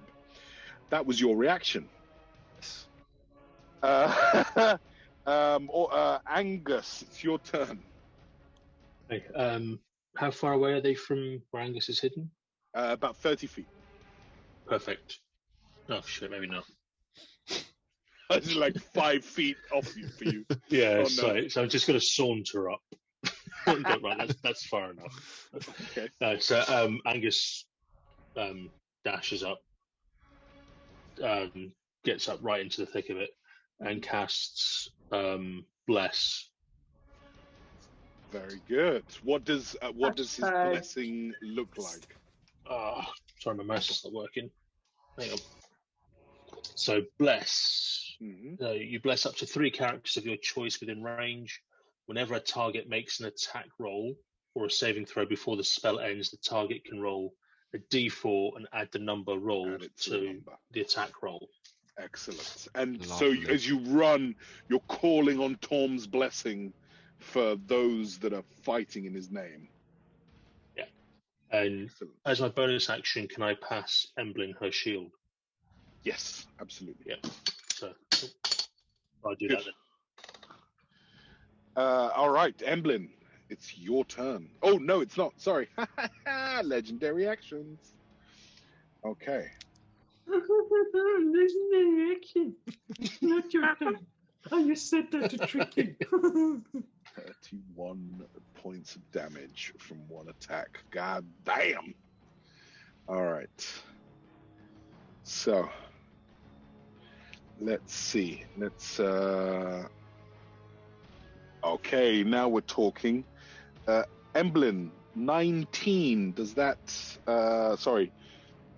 26. Does that hit? A 19 hit currently as well. All right, so...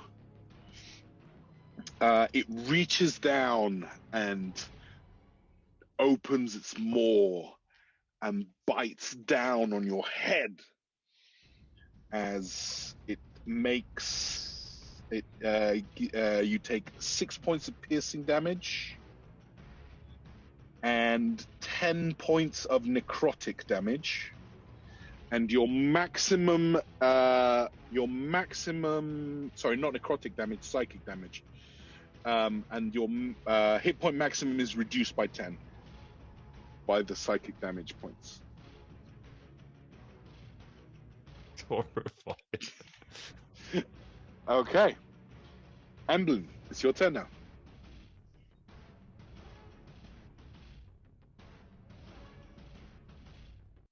Yeah, sorry. I was just like trying to figure out how that maths work. Okay, so it bites down on her and you can hear just the sort of like air like seeping out her. It's not like a scream of pain, it's just a sort of like surprise of like and then as it like you then slowly see as like the jaws are being like pulled aside as he scoffs it off, and she looks pretty terrible at this point, and it's like bite marks down the entire front, and he has somehow grabbed that shield and she held that, and that has like splintered in two, and that's probably the only reason she didn't just like straight up die from this. And she looks terrible, but then she looks angry. Okay. And she takes these two like halves and she just looks at Finley for a moment, and her lip starts moving, and you think she's still like continuing the song like quietly. Now watch the fall, my darling, as gentlemen. And at that point she starts running, and I'd like to sort of like use Finley to like jump up on to like come down on this thing from above. Excellent. Give me an acrobatics, please. I'm assuming Finley would willingly. Yeah, of course, yeah. Rule of cool, mate. Yeah. I mean, whatever I wrote. Can he like, aid her in some way? 24. Okay. 24. I don't think she needs it, but No.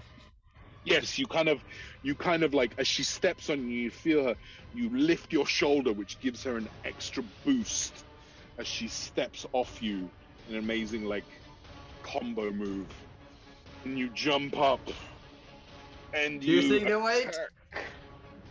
Okay, here we go. Let's remember. Yeah, bless him. Bringing down all my weight, all 20 pounds of it. And we roll dirty 20. Hey, keep slaying. Keep slaying. That's right. Is that a hit? That is a hit. All right, come on. Hell yeah, it's a hit. Big numbers. 13 points of bludgeoning damage. 13 points of bludgeoning damage. Okay, so she jumps up. What are you attacking with? I mean, I'm using like the two parts of the shield and like and my elbows, and it's like just bringing it down. Like basically, I turn myself into like a projectile. So you grab the shield and it's split in two, right? And so the two straps that are on the backside, you grab them as handles and jump up, and you just go to use your elbow, and it looks up and snarls.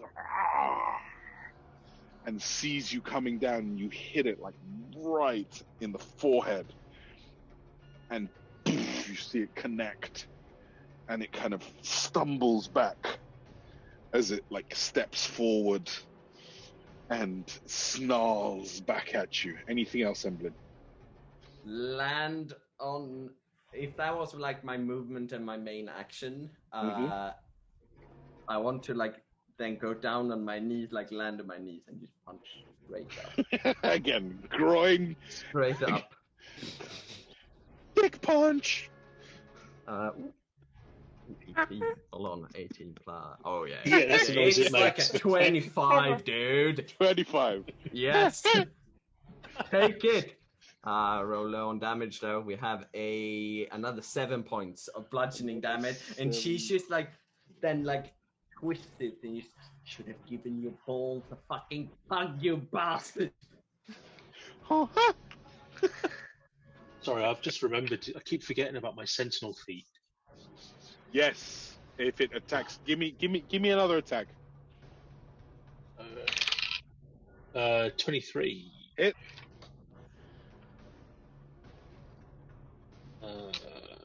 9.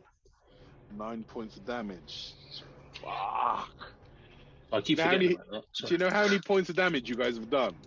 Like hitting 60. 3 times. 60 points of damage, exactly. That's fucking messed up. All right. This is why, like, creating encounters. Oh my god. All right. So, now it would be Angus's turn. No, Findley's turn. But legendary actions. So the creature reels back in serious pain. I mean, it now looks ragged. And wait, what did it look before though? I mean, before it was like pretty grim, but it now looks like in a lot of pain. It did not look like it was in pain earlier. It's definitely feeling all of these attacks. And it goes to Finley and tries to bite him. Ooh, that's pretty good. Dirty 20. Yes. Yes. You take 6 points of piercing damage. Okay. And 10 points of psychic damage. Okay, I'm going to use parry to reduce the. I'm assuming I can only reduce the physical damage. Yes. I mean, if you reduce it down to 0, though, what? How does parry work? So I just roll my d8 Yeah. plus my dex, and I reduce the damage by that much. I would say parry would be. It would be the physical. But yeah. I would also say if you reduce the physical damage to 0, then the other damage would not take into effect. So I rolled a 6 plus 3 is 9. Perfect. You take no damage. Well done. I use Sentinel again. Or is it once per turn? Oh, it's once, isn't it? Because it's a reaction. Does it use your reaction? It's when you hit a creature with attack of opportunity. I wouldn't have been able to do that then, would I? I've used my reaction. Yeah, but you've had your turn before then. After that.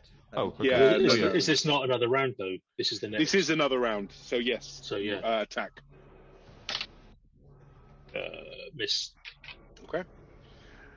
All right. Finley, it's your turn. He's going to feel himself get into his stride now. He's sort of parried the blow. He's going to say, So as the creature like opened its maw and went to bite you, you managed to step aside and just like shove it aside. Yeah. I think there's something witty to say. I'm not that witty. He's not gonna say anything. He's going to take his sword, whip it round his hand, bring it up, and then follow up with his dagger. So that's a 23 with a rapier. Hit. 9 points of piercing damage. 9 points of piercing damage. Lovely.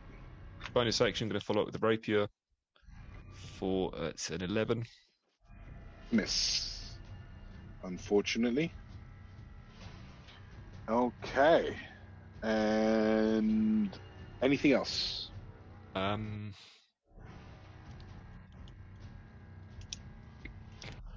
used my bonus action. There's no way I could give Emberlyn her sword, is there? Yeah, it's an object interaction, so yeah, absolutely. Okay. You can. He's going to take the sword and then just throw it to her. Okay, give me a acrobatics check, Okay. just to see how the throw goes. 22. No problem. Like, you've done this a million times, right? Like throwing swords at people, and it's perfect for Emblem to like just snatch it out the air and like continue the stroke to hit it. But it's turn first. So I would like you all, please, to make wisdom saving throws. Everybody's favourite. 11. 11. Fail. 13. 13. Fail. 19. 19. Not fail. Angus. Bless. Yeah. Oh, yep. Add D4. Angus, you too. 14. 14. Still a fail, unfortunately. 16. 16 is a pass. So, Findley, you stare into its eyes, and its face seems to like shimmer, and it turns into the face of your father, who begins shouting at you and scolding you. You're so useless. I can't believe that you carry my blood in your veins. Everything you do makes me sick. Why can't you be more like your brother? And you are currently frightened of this creature, which means that on your turn, you will have to dash away from it. Okay. Okay? At the end of your turn, you can repeat the saving throw to try and overcome it. Okay? Excellent. And is that an action? I believe it is. Yep, okay. That is its turn. It is Angus's turn now. Okay, so for my bonus action, I am I'm going to cast Thunderous Smite on my hammer. Nice. My warhammer. Which means it's an added thunder, like D6 thunder damage or something, right? Yeah, on the first. So as soon as it connects, it's. So if I miss, it's still there. You have smites active. as a paladin as well, right? That you can burn. I have Divine Smite, Mm-hmm. which I could use as well. But I'm going to use Thunderous Smite now. Okay. With my warhammer. Yep. So,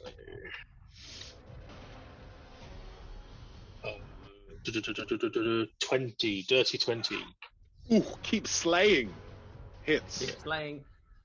So that's 1d8 plus 4, so 7 bludgeoning damage. Yep. Then 2d6 thunder damage.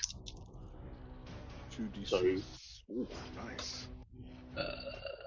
So 4 points of thunder damage. Mm-hmm. And you must take a strength saving throw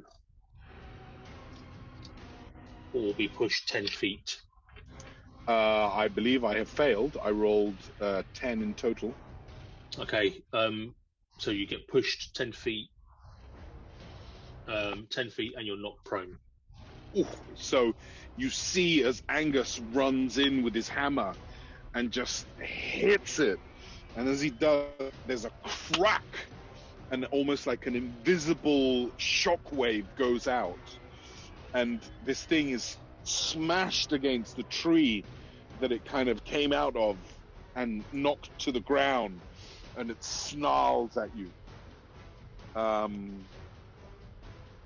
Okay, anything else? No, that's it. Okay. Now then, it is going to be my turn. All right. I think somehow we have missed me because I haven't gone Have we? since it last went. I don't know where, but Don't forget, like, I'm going after each and every one of you because okay, it's legendary has action. Gotcha. legendary actions, Yeah, right? go for it. And they reset every turn, so it's not limited essentially. So I get a turn every time you get. Yeah, it's fine. It's just that you didn't say that, so I thought you may Sorry. have. It's fine. All right, so it's going to Emblem. Natural 20 on a claw attack. Oh. You're going to take 8. You're going to take 14 points of slashing damage. And it currently has you in its clasp. And it's lifting you up to try and swallow you whole.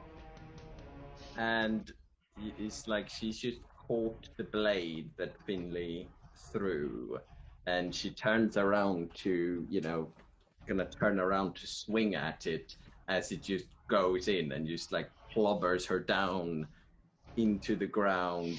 And when lifts her up, she's limp. I am unconscious. Oh my goodness. Emblem is unconscious and the creature is bringing her towards its mouth, and you can see as its jaw distends and it just grows way bigger than it really should. And its teeth are not like regular teeth, it's actually like a shark. You see rows and rows of them as saliva drools off it and opens its mouth to try and swallow Emblem whole. Next up, it's going to be Emblem.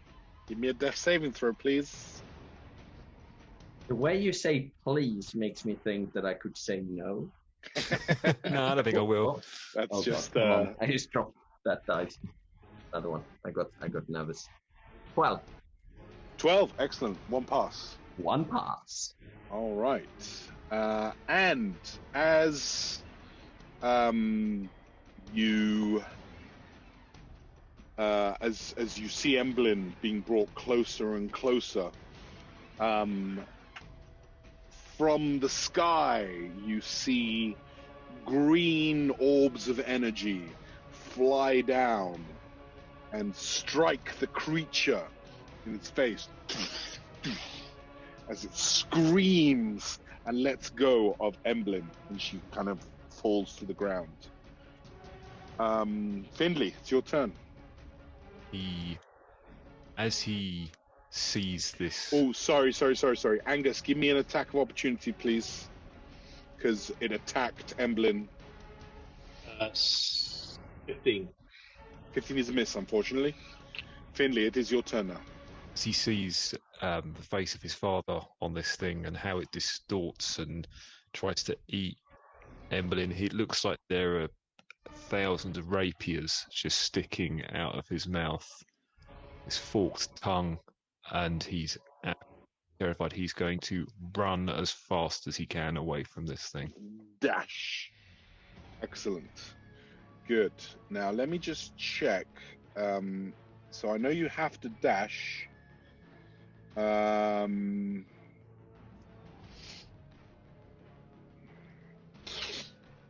Okay, so you hit a tree line, so you're able to make a wisdom saving throw to try and... Am I still blessed? Yep. Yes.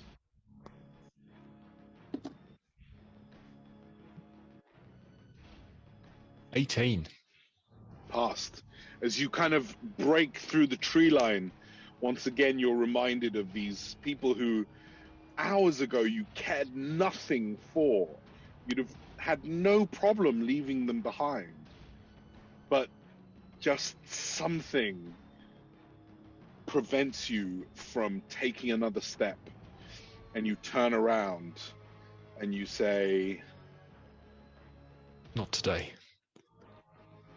I'm then going to use my action surge to take another action to run back. Yes. I only get halfway though when I so. No, I'm going to let you get right back into it, and I'm going to let you do a charge attack. Fuck yeah, okay. So he's running full pelt with his rapier up, dagger out. Yeah. It's going to run straight into this thing. Okay. No. It's a natural one. Ah, no! I thought it was a natural 20 for a second. No. It was going to be so epic. Oh god. So Oh as no. You stabbed you, the like, witch. turn around, and you're like, not today. And in slow motion, you begin running towards it. And, you know, you just had the picture of your father, and then you realize that it's not your father, it's a hideous monster. Yeah. And Equally like you're bad. running towards it, and you're like, ah, and it just gets you off balance. And unfortunately, you miss, and you drop your rapier. Shit. Okay. At which point, it is going to try and attack you.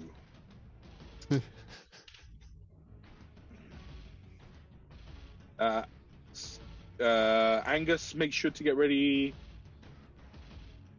Oh no, it's not a new turn yet. It's going to be a dirty 20. Yep. So you're going to take 14 points of slashing damage. That's all right. And now you are grappled. Okay. Okay, now it's his turn. He's going to try and bite you. Yeah. Oh, fuck. Yeah, 15. Missed. That's a miss, yeah. Okay. So it's grabbed you, and it goes to take a bite. But again, the witch and these orbs that she's throwing at him just seem to like distract him, and he swipes at her as she's like flying down and trying to distract him. Angus, it's your turn. Right. If I use lay on hands on Emblem, will that stabilize her and It will bring her back. bring her back? All right. Well, I'm going to dispense 18 points of Lay on hands. lay on hands then. I Gotcha. like the idea that it's like the vapor of the amount that he drinks is just like it's like smelling salts. Just wakes up. Goes to give her mouth to mouth. She's like, oh, fine, I'm fine. How I'm many awake, I'm points awake. did you say? 18. 18. That's now my max hit point. Yeah, it is. Good. That's a bonus action, I believe. Yes. And then I am going to smack it on the nose with my warhammer. Do it. Smack it. 7. 7. You smack it, but it doesn't seem to affect it. You just kind of like... It's like the rolled up newspaper. Yeah. Bad boy. Uh-huh. No! It's my favorite noise now, Jez. Thank you. Okay, Angus, that is your turn. Legendary action, one more time. 16. Finley, does that hit? It wouldn't if I had two weapons because I dual wielder, but I don't. You dropped so, your rapier. Yeah. Oh, I'm sorry, mate. It hits. So it's not a critical though. So that's that's a blessing, right? So you're going to take another 5 points of slashing damage. Okay.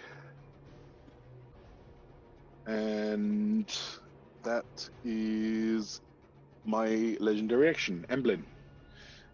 You're awake. You wake up in this torrent of just green energy and this monster bleeding everywhere still from the wound in its neck early on. It's like just gushing blood.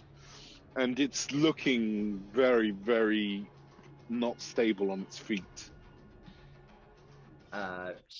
She stands up and she just looks at Angus and like nods. And thank you, Angus, and thank you, Tom. And she like breathes really heavily, looks at her hands, realizes the sword went flying somewhere, and sees Finley's rapier. With my movement, if I can go and grab that, turn around, and then like take fencing stance like he did. Mm-hmm. Do it.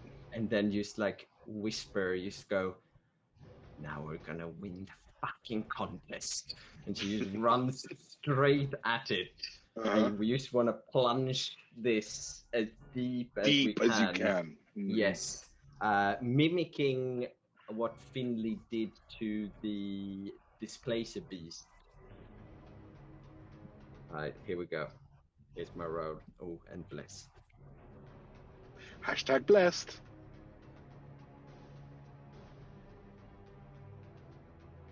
It's a natural one. Ah! Oh, don't stab me. Wait. Halfling luck. Oh. Nice. Yes. Reroll a 1. It's a 2. Now I'm adding the 1, 7, 8. Okay, we have 18 total. Hit. Yes, halfling luck. You can only reroll 1s, but when you remember, it's fucking amazing. D8 for your rapier, right? And it's a finesse weapon, right? It is, yeah. Okay. 8. Don't add your proficiency, I presume. You roll an 8, you dirty bastard. Yeah, you're right. I'm not proficient. So, yeah. 8 plus 13 points. 13.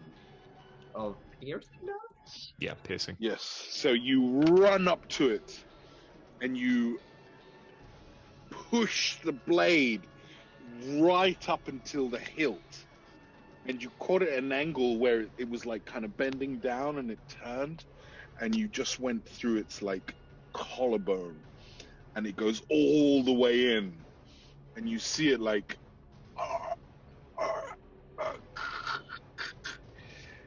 but it's not quite down yet. Okay. Flurry of blows. As she like backs back and she goes... I knew you were a monk. like, gonna like headbutt and you just go... Dwarven kiss it is then. Oh no, that's a miss probably. Yeah, it's like a... like a 7. Okay, that is... So you go... shakes his head like... Hit something hard. Like, dizzy. Right, that was okay. one. That was one for the Lord, one for okay. the dwarf, and Yeah. here comes one from me, Okay. which is a knee to the groin. Dick punch. Ooh, 17. Yeah, the 20 with the Keep bless slaying. coming in. Do it. Give me Okay. damage. Is it gonna do it though? Is it gonna? Oh, hold on. It's gonna be tough. It's gonna be tough. I think it's Okay. not. I'll be honest with you. That's fair. We have 14 points of bludgeoning damage. Oh, fuck me! That's from like what's that? What was that? Was it Street Fighter or something like that, or Mortal? I think it was Mortal Kombat with Johnny Cage had a move. Did the speed bag. And something like just cracks a little bit. Oh, okay. He just inverted his penis. That's my turn. Like got a rapier like stuck in it. It's like gushing blood from its neck. It's like holding its groin area. And Finley, it's your turn. You're currently grappled by it. Okay. He's gonna he's covered in blood, stinks, he's sheer panic, like he's convinced he's gonna die. First things first, I'm gonna use second wind second wind to get hit points back. Yep. So I regain 9. So I get back 13. He's then gonna try and find the dagger and then just push. There's no finesse to this. He's just trying to stab this thing as hard as he can. For a 24. Hit. Fucking kill it. For 6 points of piercing damage. 6 points piercing damage. Ah! You stab it in the eye, and its eye just pops, and it's just oozing out of his face. And your dagger is in its eye. Your rapier is sticking out of its collarbone, and it seemingly is on its final leg. Fuck off!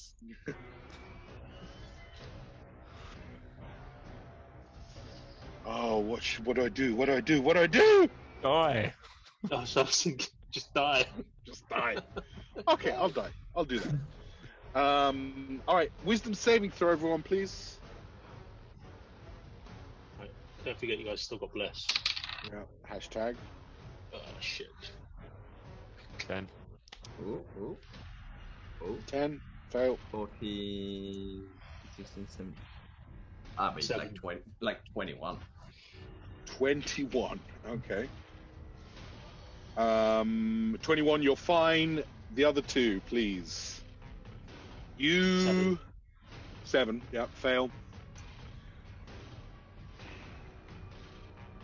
You are suddenly confronted by Finley. Once again, your father just appears in front of you, and he starts berating you. Angus, you see as the dwarf who the cleric who brought you into the faith of Torm, who you always respected and looked up to.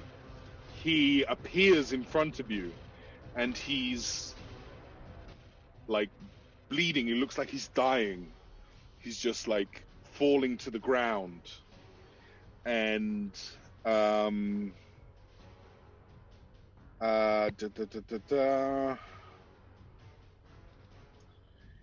you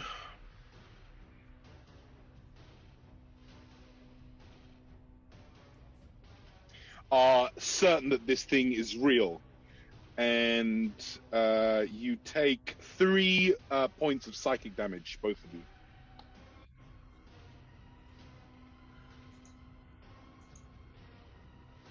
All right, Angus, it's your turn. Okay. Right, so Is it, Just gonna... are they frightened? Is that the... Yeah, are we frightened? No, you're not okay, frightened. nice. But you are Okay. confronted by this creature in front of you. That, yeah. So, do I still see that vision? That visage? It's right in front of you. Okay. Well, I suppose he's not really going to attack it then, is he? If it's... Give me a roll a d20 for me, please. Oh, nat 20. Okay. You realize... It's wasted that now. You realize that this is, in fact, an illusion. Cool. And Torm, in fact, whispers it to you. Don't believe it, my son. Trust in me. Okay. With that, then he just drops his shield and takes his hammer with two hands and just swings at it. Okay, do it. Hashtag blessed. Don't tell me it's a 1. It is a 1. Holy fuck! Oh, that is dude. I've had nights like that, but this is like something else. I don't know how many is that I've had tonight. That's 4, 5, yeah, something like that. So unfortunately, you miss as you swing, still like preoccupied by that image of a dwarf that meant so much to you. Anything else you would like to do? Panic. Sorry? Panic. Hey. Oh, panic. I used my bonus action to panic. Yeah. Freak out. No, just like, come on then, you bastard. No, just taunting it. Okay. I like the idea that Angus's true worst fear would be an intervention. It's like, here we go. Yeah. Well, that's what I was thinking earlier. Is but then you went with the priest. I was thinking it would just be like a dry bar or something. I should have asked you what it should be. There you go. What his biggest fear was, a dry bar. The creature goes to try and bite you, Angus, but it misses. Instead, it just bleeds on you. Emblem, it's your turn.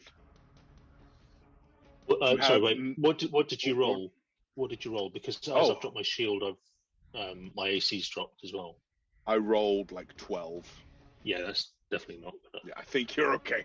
Yeah. Emblem.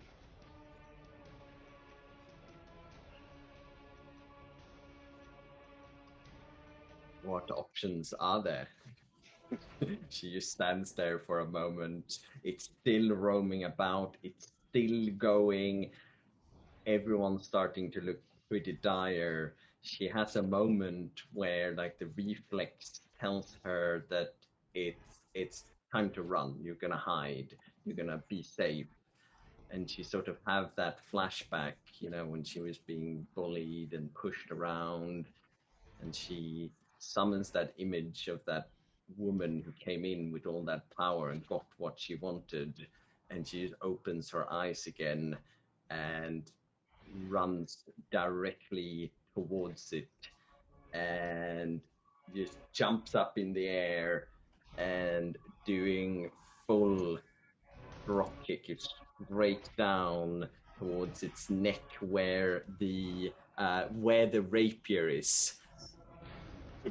Dig it further in. I love it. Do we still have bless, right? Yep. Yeah. 10, 13, 30, 20. Yeah. Keep playing. Give me damage. Right. Okay. I'm gonna give you damage, all right? And this time, for the first time, there are no quips, there are no talkbacks. She's just completely silent and just like powering. We have a 13 points of bludgeoning damage as the kick drops down. 13 points of bludgeoning damage. As you die, jump up, and like a roundhouse comes down right onto the tip of the rapier, pushing it all the way in to this creature. Its face just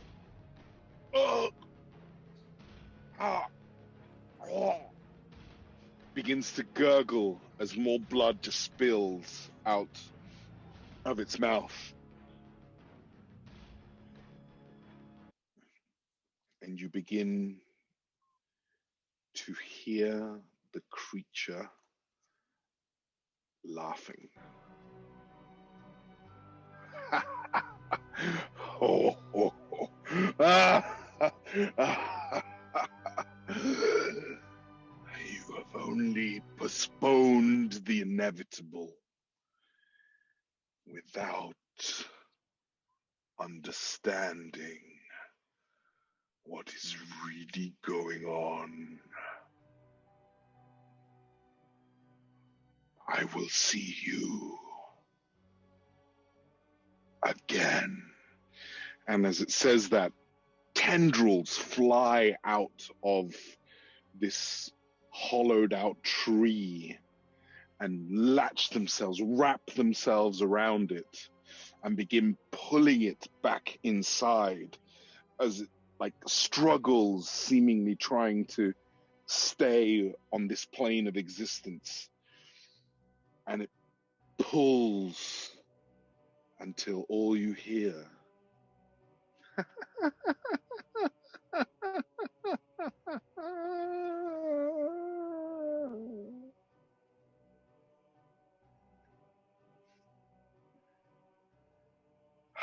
now,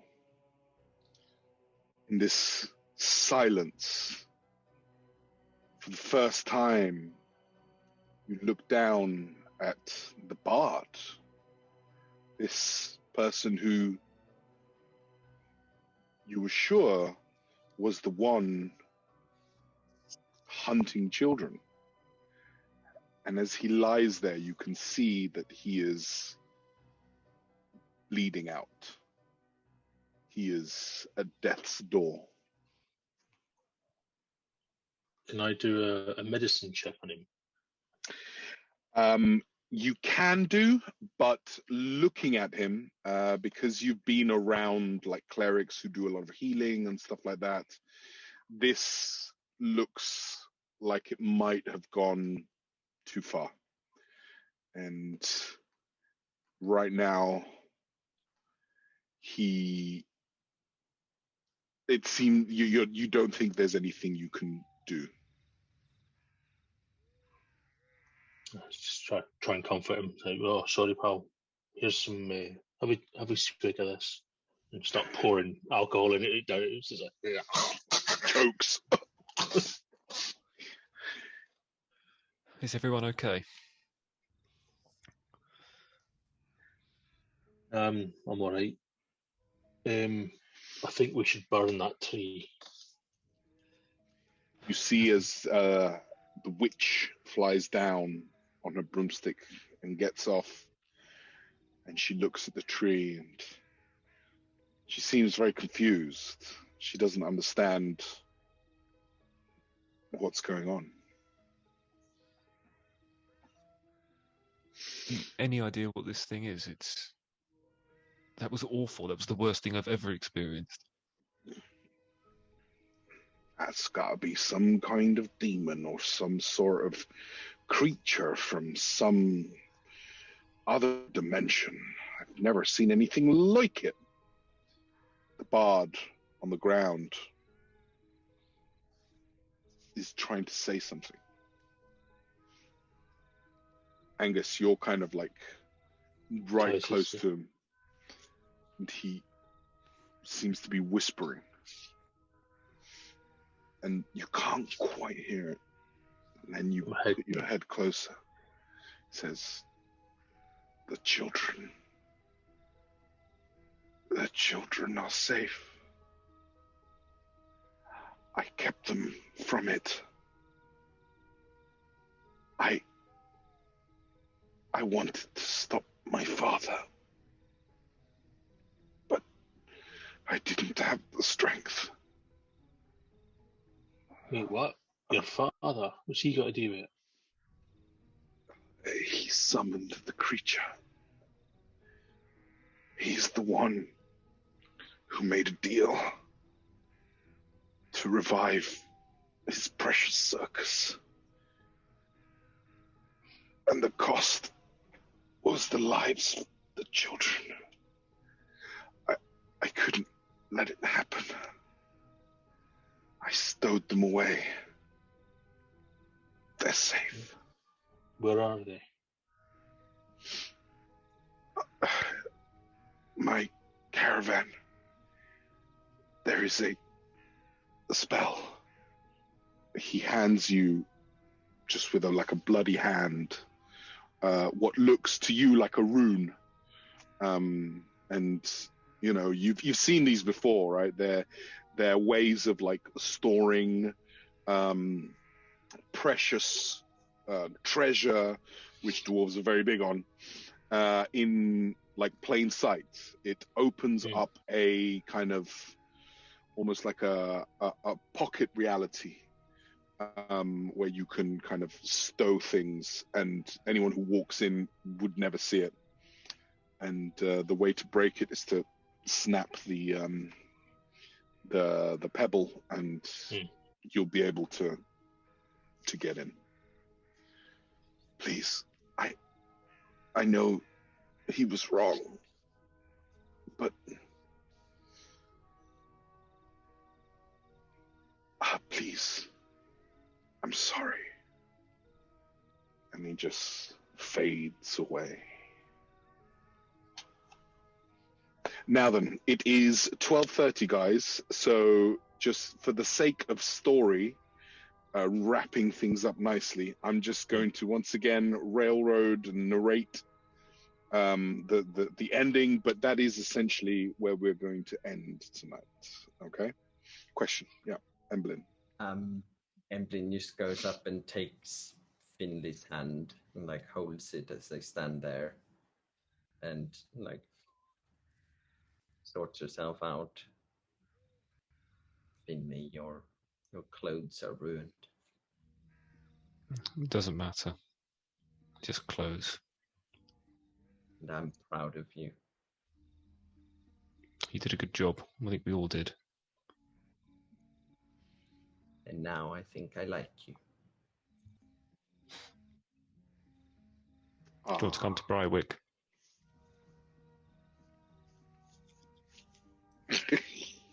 We'll see. All right. So eventually, together with Nana, the witch that you have met, you go to the campsite. You confront Maximus, who is still drunk, seemingly. He denies everything, but you quickly are able to find proof that he did, in fact, summon a creature from beyond. And you arrest him. You also find the pocket reality. Angus snaps the rune, and a whole section of the wall just disappears, and you see the children there. They're safe, they're warm, they're okay, but they're scared.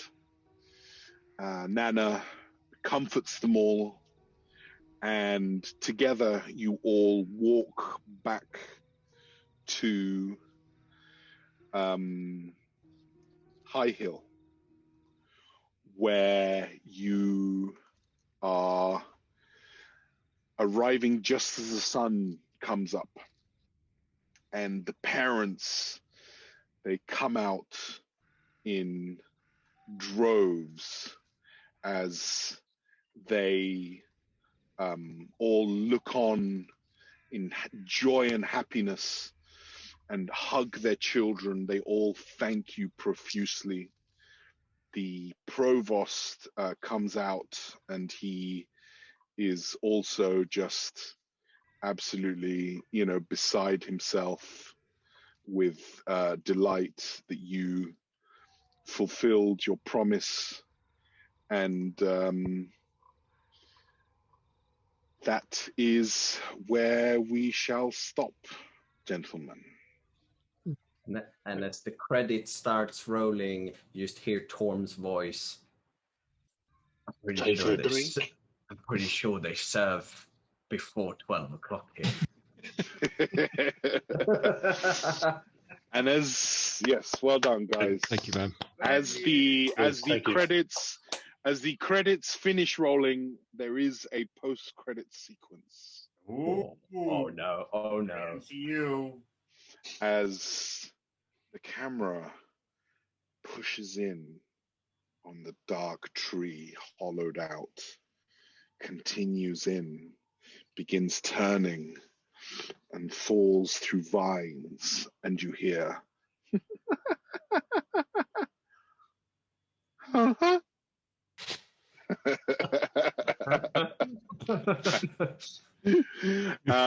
Thank you so much, guys. That was a lot of fun. It was a little bit longer than I thought, but what was really cool, and you guys won't know until you see the write-up for the adventure, like the way you guys went about it was so roundabout, like not how I expected at all, which is really cool.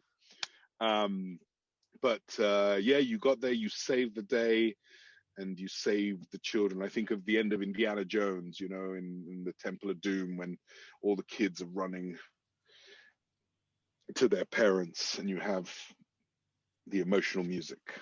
And everything is lovely. Yes. And then we go for a pint.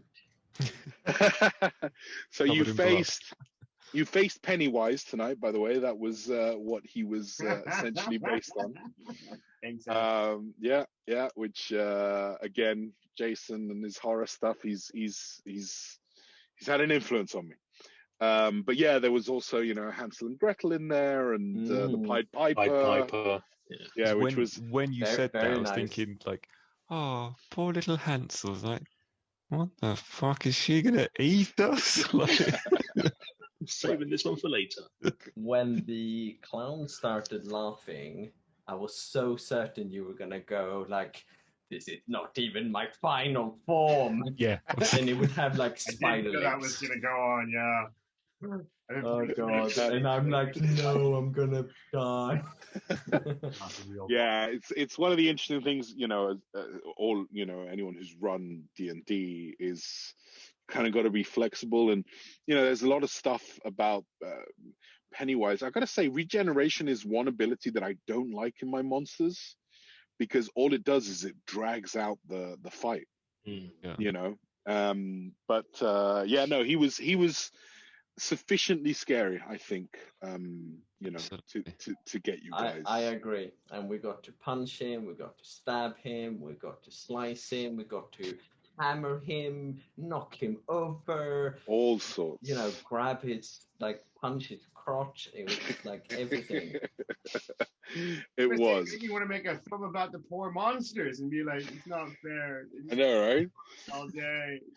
I did choose to be this way.